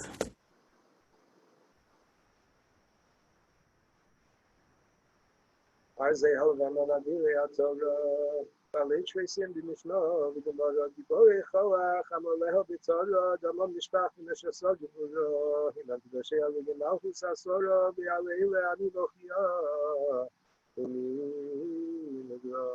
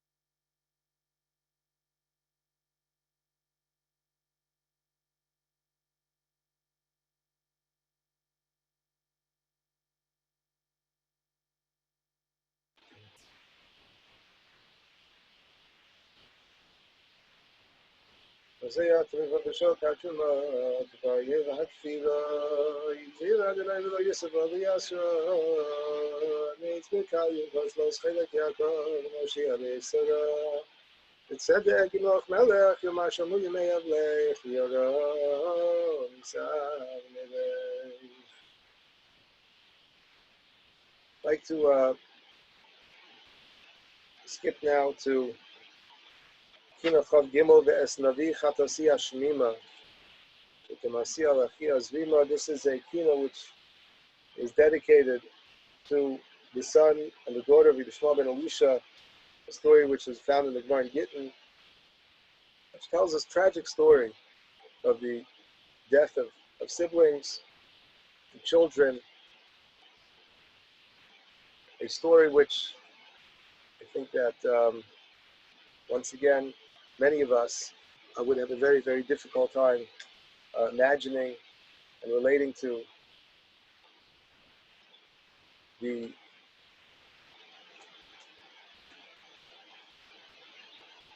generation of the Holocaust generation was a generation of many survivors, but unfortunately a generation which had fewer children.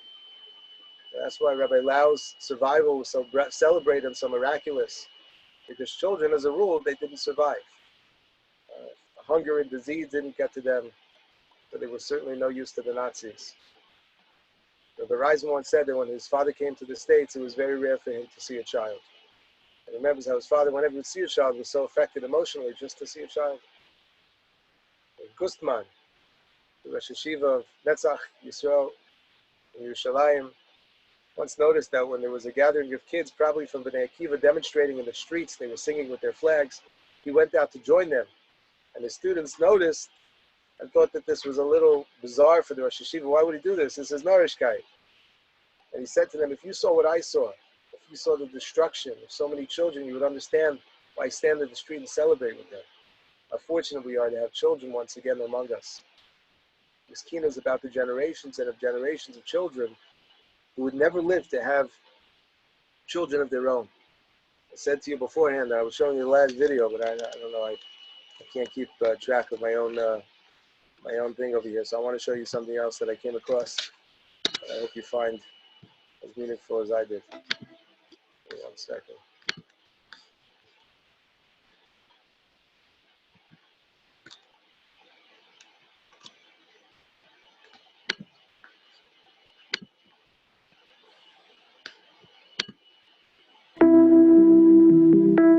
כל מה שקורה לנו, מה שלא מספרים לאף אחד, אפילו לא לבעלים ולא לילדים, אנחנו בינינו תמיד. זה לא יחיד, זה שנינו ביחד.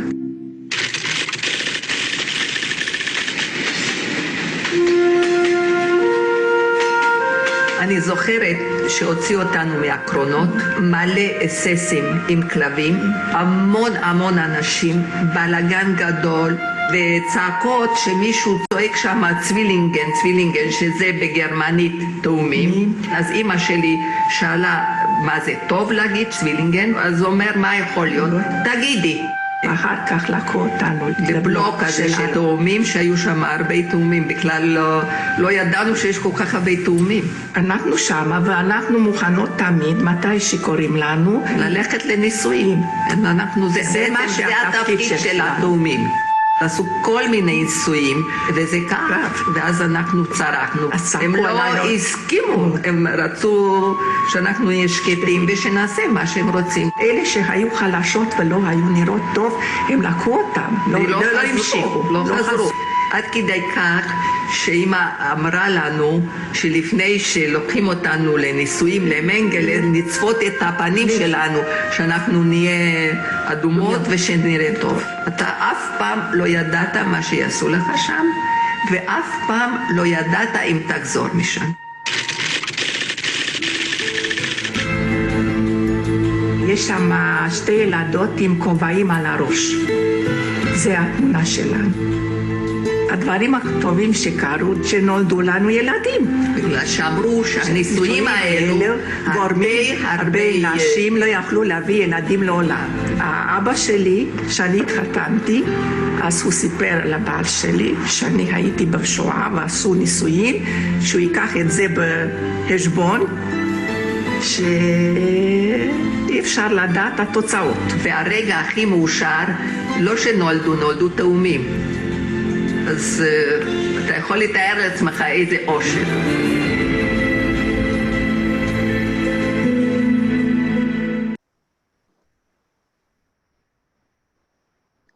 Very powerful. We don't even know the names of the son and the daughter of Yishmael and Elisha.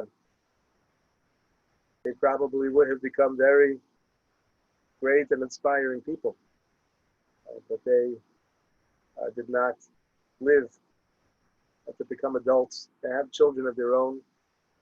Yeah, that was a very painful and also a very inspiring depiction of two siblings. So here we have two in this kina. You have two more I just showed you on YouTube. And then one has to imagine tens, hundreds of thousands of old, untold stories of siblings who, without their parents, without their grandparents, perhaps without shoes, had to figure their way through some of the most horrible and unimaginable circumstances. Once again, a moment for us to just appreciate how much we have, how much we have to be grateful. Skip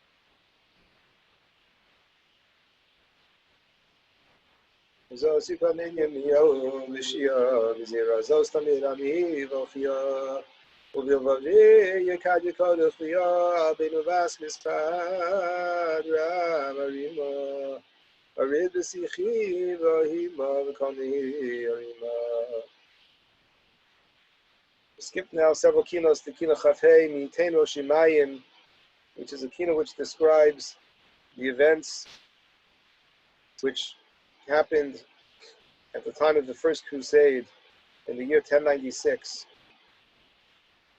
1,000 years after the destruction of the Beis Hamikdash. So clearly, while not directly related to the Churban Beis Hamikdash, we do remind ourselves on this day of Tisha B'Av that everything is related to that great moment of disconnect.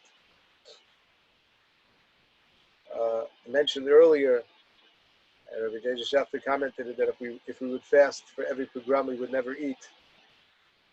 It's remarkable and interesting that there is a kina for the First Crusade.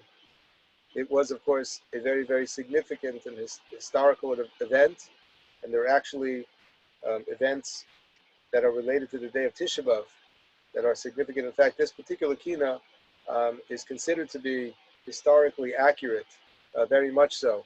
It's been studied as well as analyzed from a historical perspective, as opposed to, as I mentioned earlier, Arzei HaLevanon, which is a little more poetic and chooses a little more poetic license and does not necessarily express things in a way which is true to the chronology and sequence of events, this Tina is.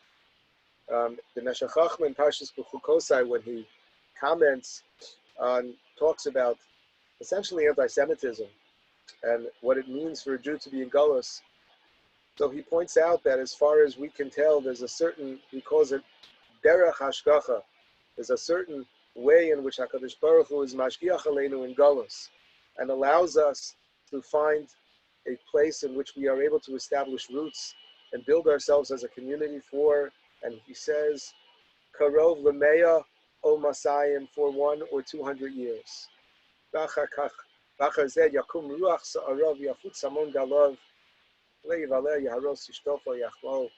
then things start to get bad. And this has been pretty much a constant throughout all of Jewish history. Wandering from one place to another, establishing ourselves, and then being thrown out, being forced to leave. Of course, once again, I want to be very clear that I do not presume to have any way of knowing what is happening and what will happen. We do know that we have been fortunate for generations now to be living in a country which has been extraordinarily and exceedingly generous to us as a people, in addition to many others who immigrated to this country at various stages and times in history. I would hope that when it's time to leave the United States, that we will do so because we want to and because we are choosing to, and not because, God forbid, we are forced to.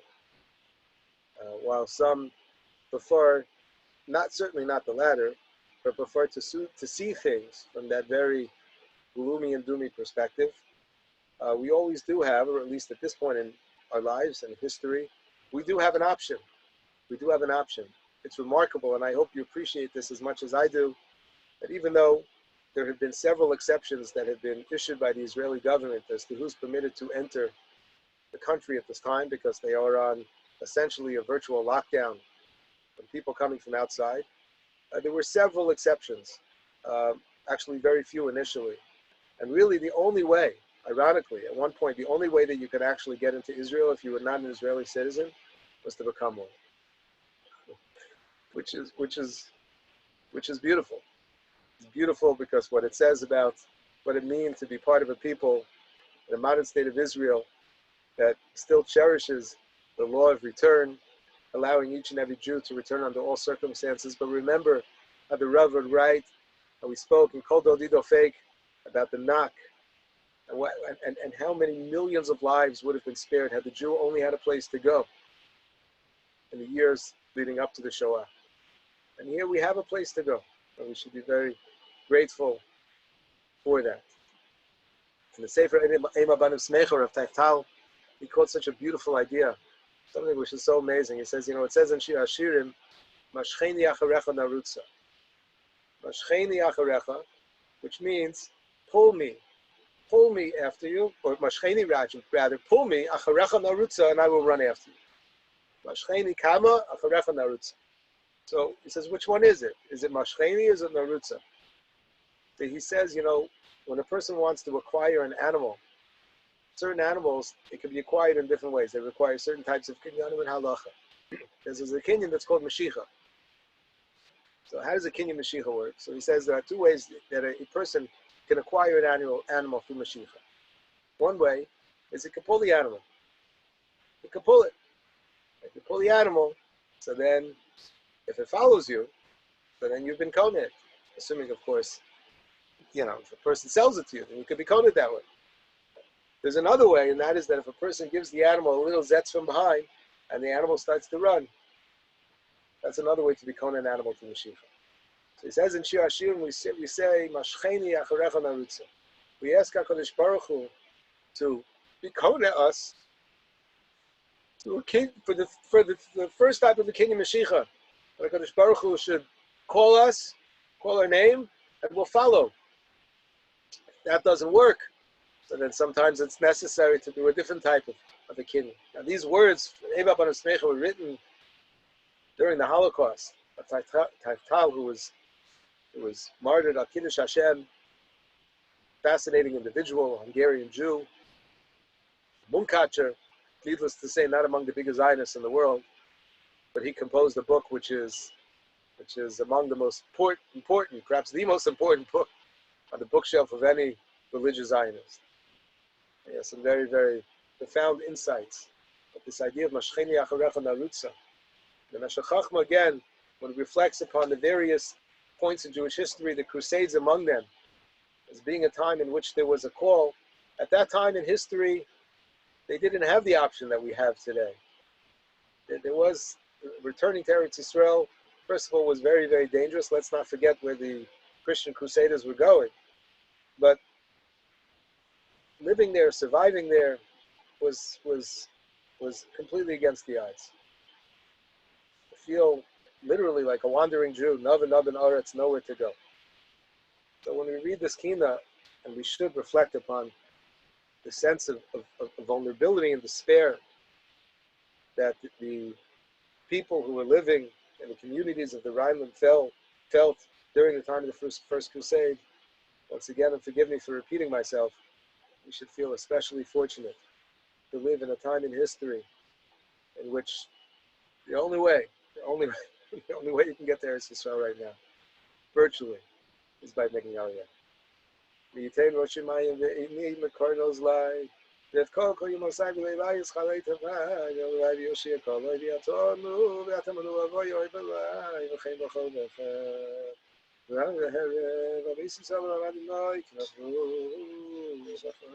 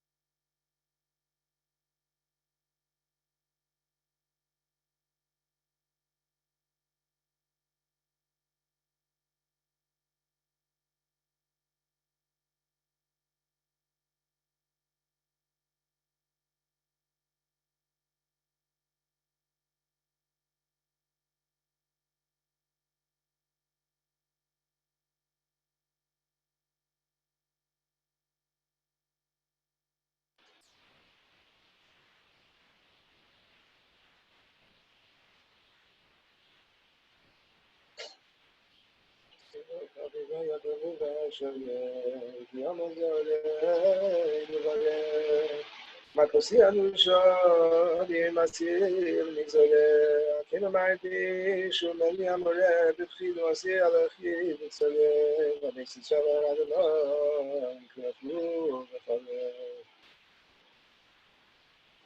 At this time we'll skip to Kino Lamed Aleph Eish Tu Kad B'Kirbi. This Kina compares and contrasts Yitzias Mitzrayim, a very joyous time in our history, to Yitzias Yerushalayim. Interestingly, the first day of Pesach each and every year is the same day as Tisha B'Av. And we know today's Thursday, so if you recall, several months ago, the first day of Pesach was Thursday. And the Rav said that this contrast is very significant. Just as we have a special obligation of Zechiras Yitzias Mitzrayim, Sipur Yitzias Mitzrayim, on Pesach, there's an obligation of Tzipur Yitzias Yerushalayim on Tisha B'Av. This reflects itself in the very nature of the day. He says, the halach is that if a person eats, the person is required to eat on Tisha B'Av, he recites Nachem and Birchos HaMazon. It's the Me'enim Ha'or, it's part of the nature of the day. The Ramban at the end of Parshas Bo, which I referenced earlier, said that God always deals with Klal Yisrael in a manner which is L'malam and Ateva. So whether we are up or down, we are always dealt with in an extraordinary manner. The Ramban actually uses this as a proof for the existence of God in the Nitzchius of Klal Yisrael. Like the Gemara, which tells us Rabbi Yochanan Zakkai, when he observes the unique suffering of the Jews in Yerushalayim at the time of the Churban Beis Hamikdash, he said, Ashreichem Yisrael, Bizman shetem osim mitzono shel makom in kol uma v'lashon sholei bachem. When you fulfill, when you are living a life which reflects the will of Hashem, so you are untouchable. Bizman she'einatem osim mitzono shel makom ozdim sarim b'yadei uma shvela v'lo b'yad uma shvela rak b'yad behemton shel uma shvela, which is a reflection of the particular story, but you reach the lowest depths of deprivation. The experience of the Jew is unique. You know, we say the Pesach Seder, that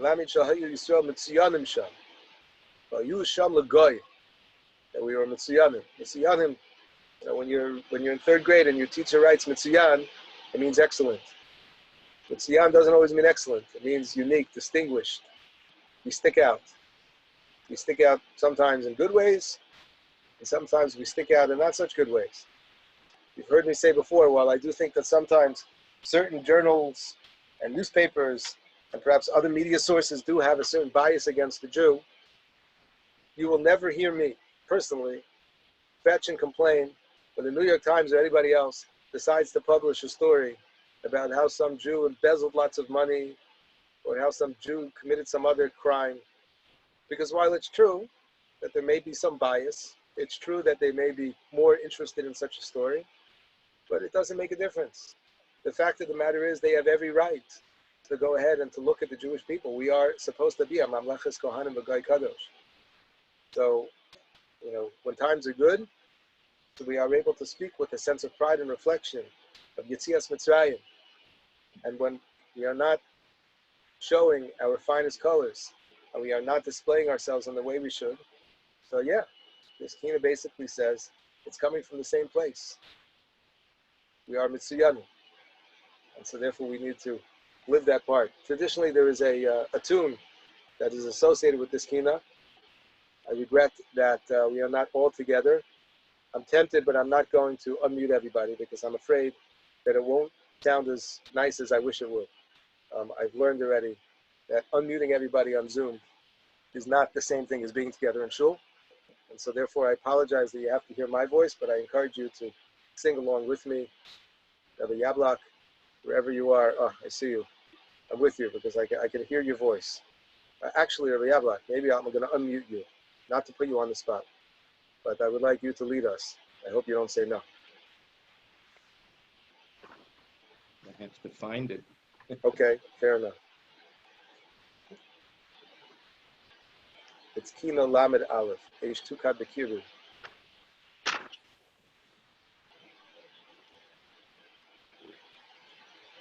Yeah.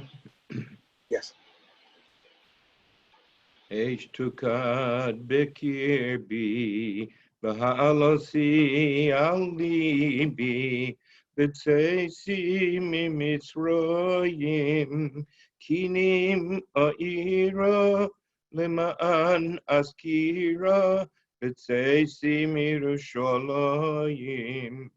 Az Yashir Moshe, Shir lo yinashe, B'tzeisi mimitzroyim, Vayikonen Yirmiyah, V'nahon hiniyah, B'tzeisi mirushalayim.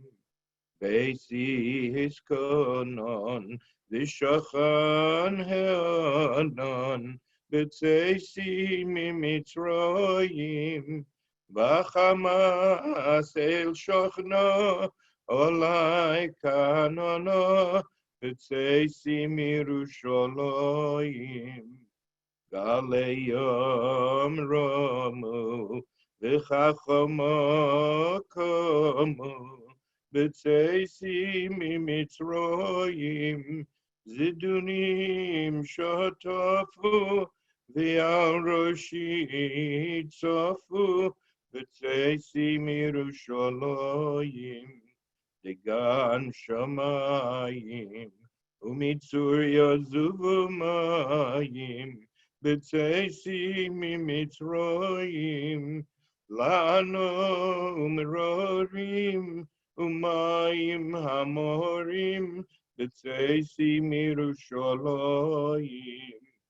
Ashkem veharev, Svivos har chorev, B'tzeisi mimitzroyim, Korei el evel, Al naharos bovel, B'tzeisi mirushalayim.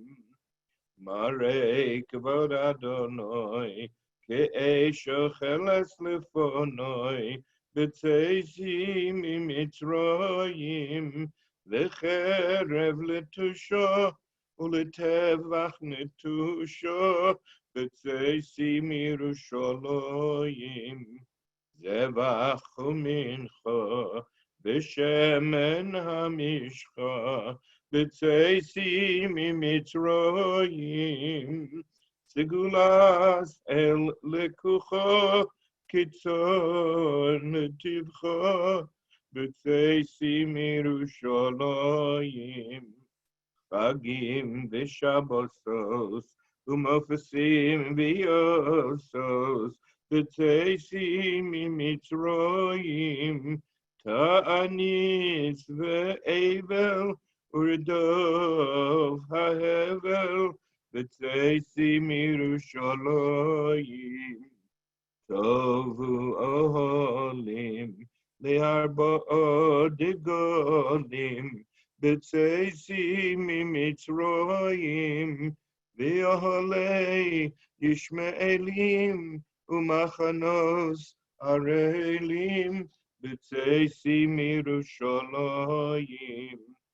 Yovel u'shmita, V'eretz shoketa, B'tzeisi mimitzroyim, Machur latzmisus, V'chorus v'chosus, B'tzeisi mirushalayim. Kapores ve'oron, Ve'avnei zikaron, B'tzeisi mimitzroyim, Ve'avnei akala, Uchlei habala, B'tzeisi mirushalayim.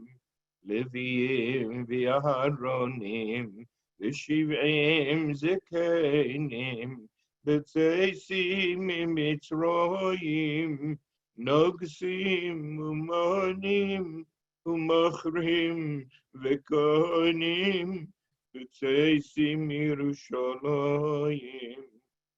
Moshe yir'einu, V'aharon yancheinu, B'tzeisi mimitzroyim, Nebuchadnezzar, Ve'andaryonos Kesar, בצייסים ירושלים, נערך מלחמה, ואדוני שמה, בצייסים ממצרים, רחק ממנו, והנה איננו, בצייסים ירושלים. ססרי פורחס, בסדרי מרכס, בצייסים ממצרים, תימוני תכס, ויולי סוחכס, בצייסים ירושלים.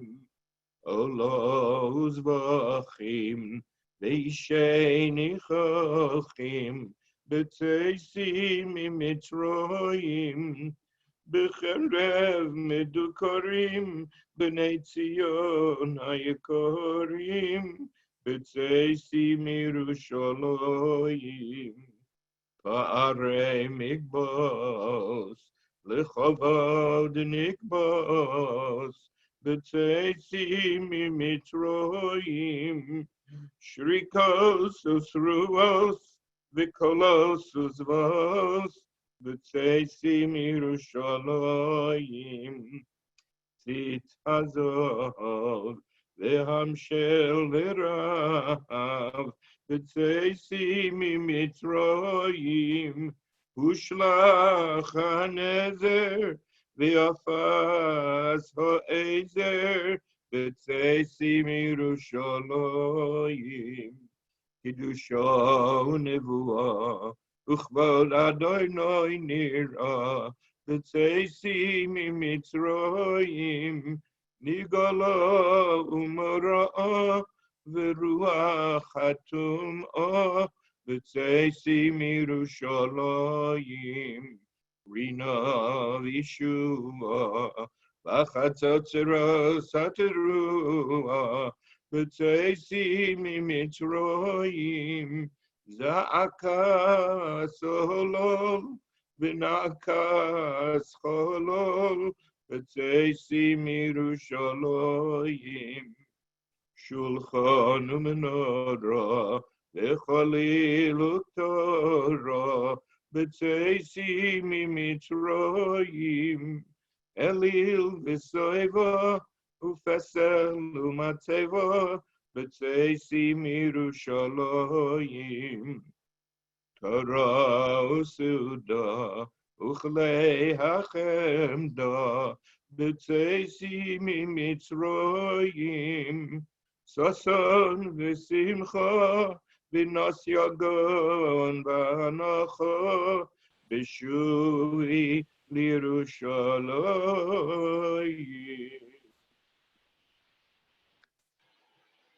This time I'd like to skip to the Kino Lamed Vav, Tzion Alos Shali B'Shlom Asirayev, which is the first of a series of Kionos that sometimes are known as the Tzions. This particular Kina, written by one of the great Paitanim, Rabbi Yehuda Levi, who was known personally as being somebody who sacrificed greatly to be able to travel and ultimately to live in the land of Israel. There are different stories and legends as to how successful he was. But regardless, you can tell certainly from his passionate poetry how much he loved and yearned and longed for Israel. Now, I've mentioned several times throughout my comments this morning how fortunate we are to be living in a time in which so many things that perhaps were the stuff of dreams until very recently in history are now part of our everyday normal existence. The existence and the continued success of the modern state of Israel is certainly one of them. And it's therefore natural for some people to come to these kinos and feel almost like they're a little bit outdated. Just like there's a discussion about whether or not it's appropriate to say Nachem in the Shemona Esrei Mincha in its current form, the way it was composed many years ago, which speaks about a city which is Bezuya, Shamema, Bli Oshev, describes situations which don't in any way whatsoever seem to reflect the facts on the ground today. And that's an interesting discussion. So here as well, Eretz Yisrael is no longer, a malaria-infested swamp in which, people have to, watch, their backs at every moment so they not be, slaughtered or taken captive, and that's if they can manage to survive the intense heat of the hunger. It is a very, very successful, comfortable place to live. So I'd like to share with you a comment that comes from the Sefer Avelos HaChurban from Rabbi Yoel Schwartz, where he writes that Dafka in our Tekufa, in our time in history, Yesh Lihitztaer Mishnah Tzara L'Churban. We should feel sort of double pain. Because we had what it seemed to be an opportunity, we came so close, but now so many years have passed. Now it's more than 50 years that the city of Yerushalayim is under the sovereignty of the state of Israel, and we are still, its heart is still missing. And he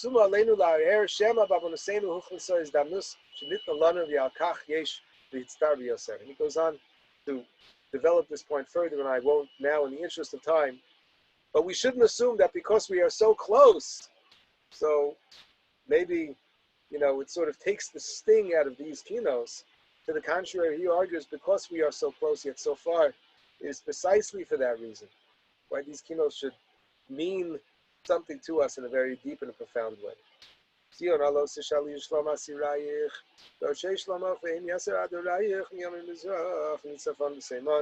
שלום רחוק מקרוב, שיא מכל עברייך.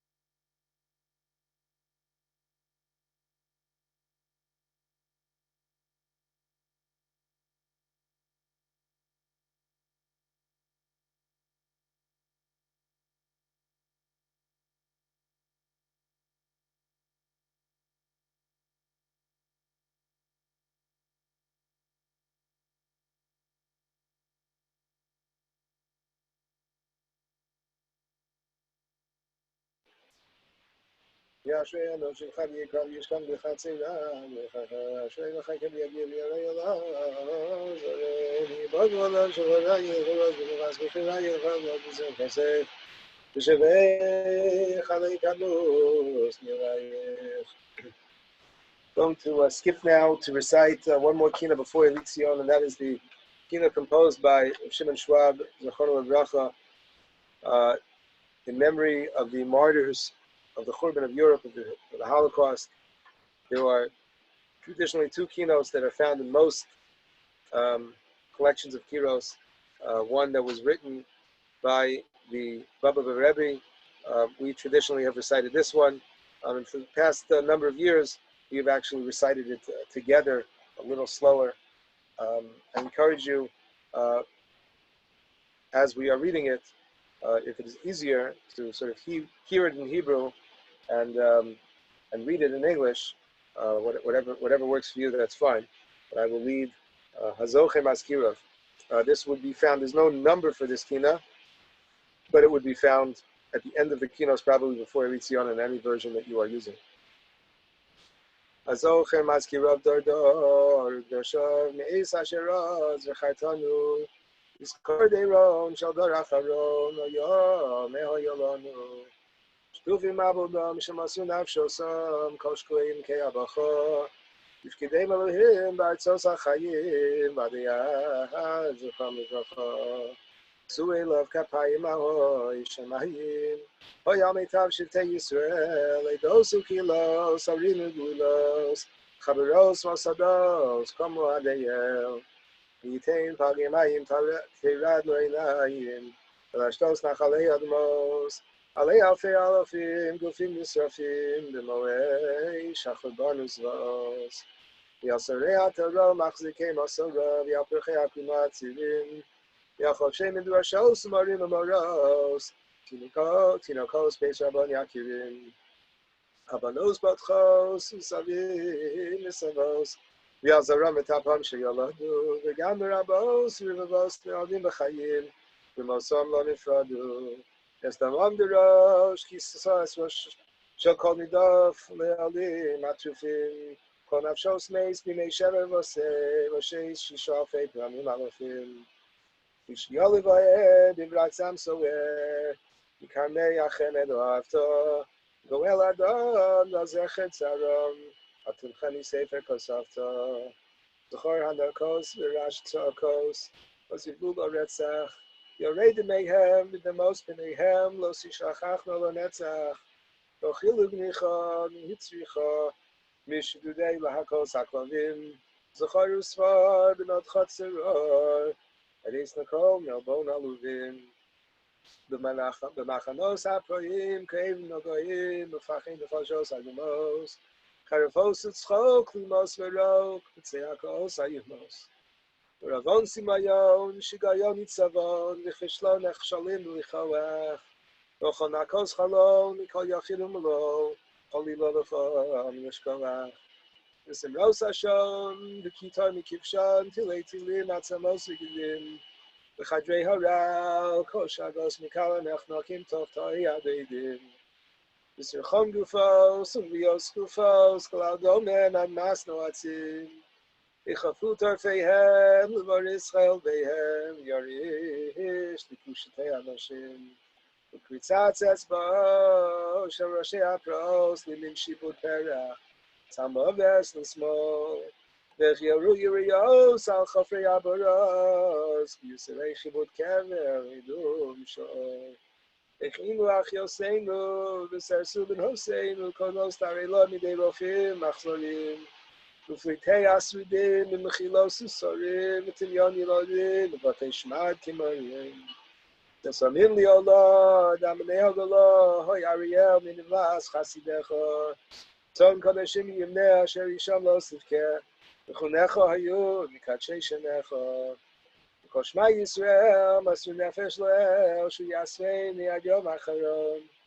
Hitztiku Din, Vafanim Amilanu, Sharu Shiras Vidachon. V'chein Misharom Kiyosom Nidhom, V'li Kvarim Mishtateach, V'lo Matzevos, Eifo Livkos, Yivavos Levo Vroseyach. V'agniskei Adam, Askarosam Tosisim V'li Shocheyach, V'arei Afreyach Edosam, Turumos Tishnei Mizbeach. Bimalel Tzar Yisrael Asher Dato Mikev Mitrefes Ushevisaper Kimat Mizeh V'chomosam Hayom Mitrefes V'chai V'rachei Madoschon Achei Asher L'chomod Mitzefes V'chodosh Tazmiach Chaniyot Tatzmiach V'ruach Elohim Mirachefes.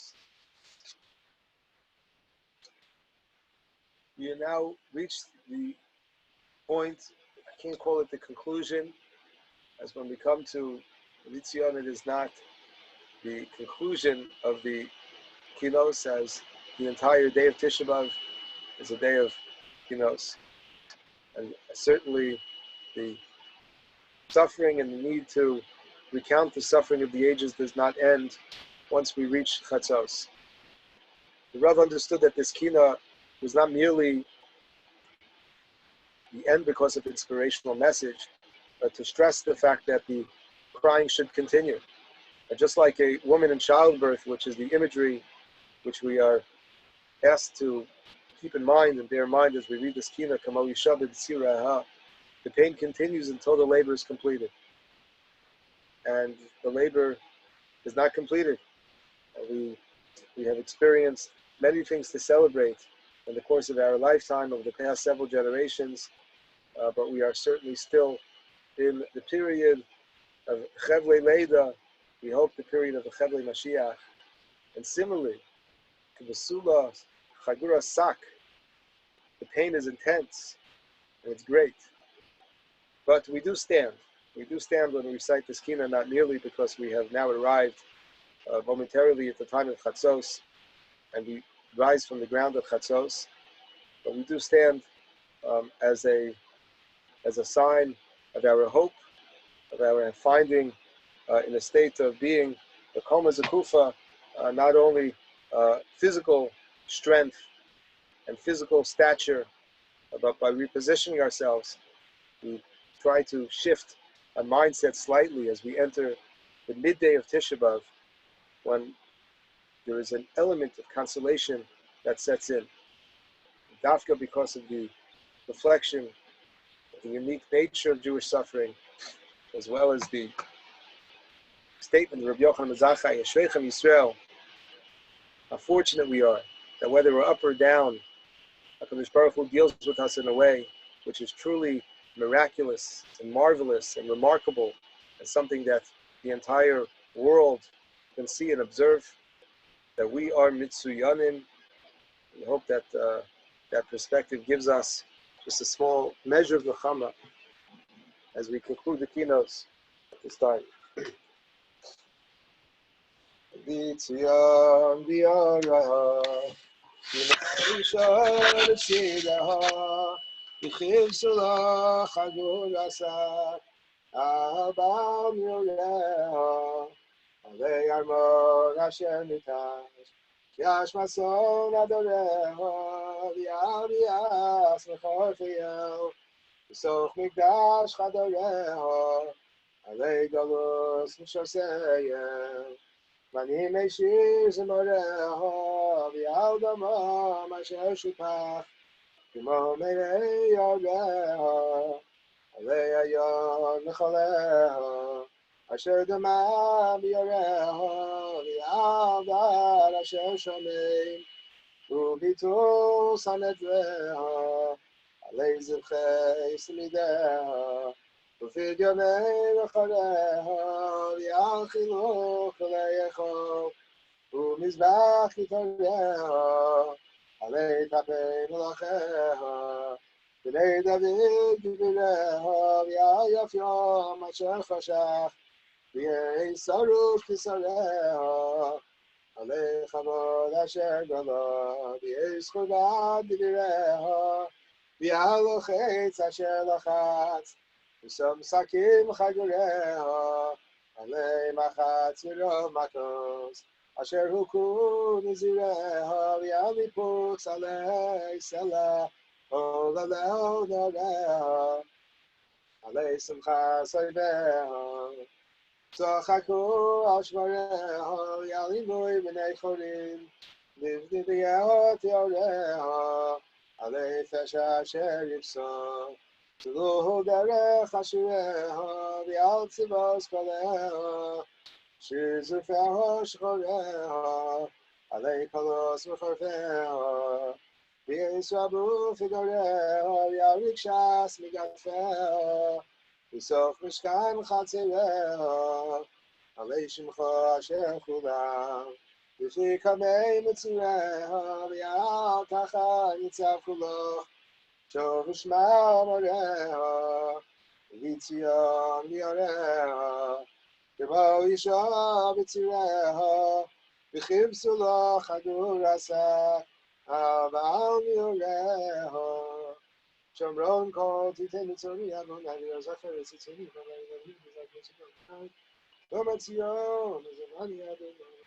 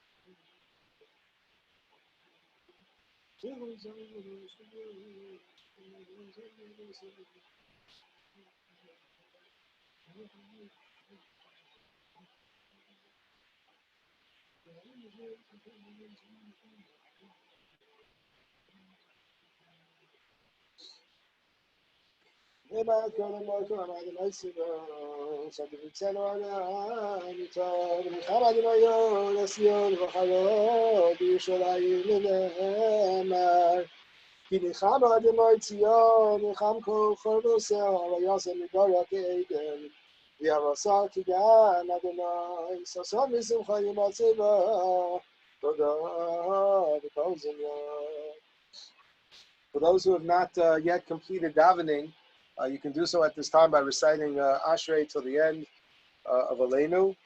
A reminder that although our shul's programming resumes at 4 p.m. with a shiur by Rabbi Daniel Goldberg, who's assistant rabbi, Rabbi Stora in Englewood, and of course a former rabbinic intern, as well as a member of Congregation Beth Aaron. Between now and then, I encourage anybody who wants to take advantage of the links that we shared, the traditional Tisha B'Av videos, Chafetz Chaim Heritage Foundation, Project Inspire, NEOU, and Aish. There are many organizations that have produced some very wonderful videos. Some are available only with a slight small donation. Some may be available without one, but it was just easier to let people sort of go on their own than to stream it through the shul. But beginning at 4 o'clock through really the end of the day, we have a lineup of programming. I encourage everybody to participate. One word in that is that we announced that the virtual mincha will take place at 8 o'clock. It probably makes sense to start a few minutes earlier to allow people who are going to be putting on talis and film to do so. So let's call it for 7:55, just to allow people just a few extra minutes. Of course, that will be in a shorter mincha because we won't be laning at the virtual one. Anybody will be attending a minyan. So if you're interested, after the virtual mincha, about 8:15 or so, I'll be giving a shiur until the end of Tisha B'Av. Everybody should continue to have a meaningful day. If you have any questions or anything like that, please feel free to reach out. Even though we are now sitting on regular chairs, we don't sit on the floor anymore. All of the restrictions of the day of Tisha B'Av continue through the end, although it is customary in the afternoon of Tisha B'Av to begin actually to prepare food for after the fast, as strange as that sounds. But the other restrictions of the day continue until the end. So please make sure to try to have a meaningful focus day and to avoid whatever would constitute a Hasakadas. It should continue to be a meaningful day for each and every one of us. Thank you for joining me this morning. And Be'ezras Hashem, as we just read, Ki Nicham Hashem Etzion, Nicham Kol Chovosecha, we should be Zocha. The next year, Be'ezras Hashem, Tisha B'Av should be a Yom Tiv. Today of Sason V'Simcha, Yimatzi Depa, Toda V'Kol Zim.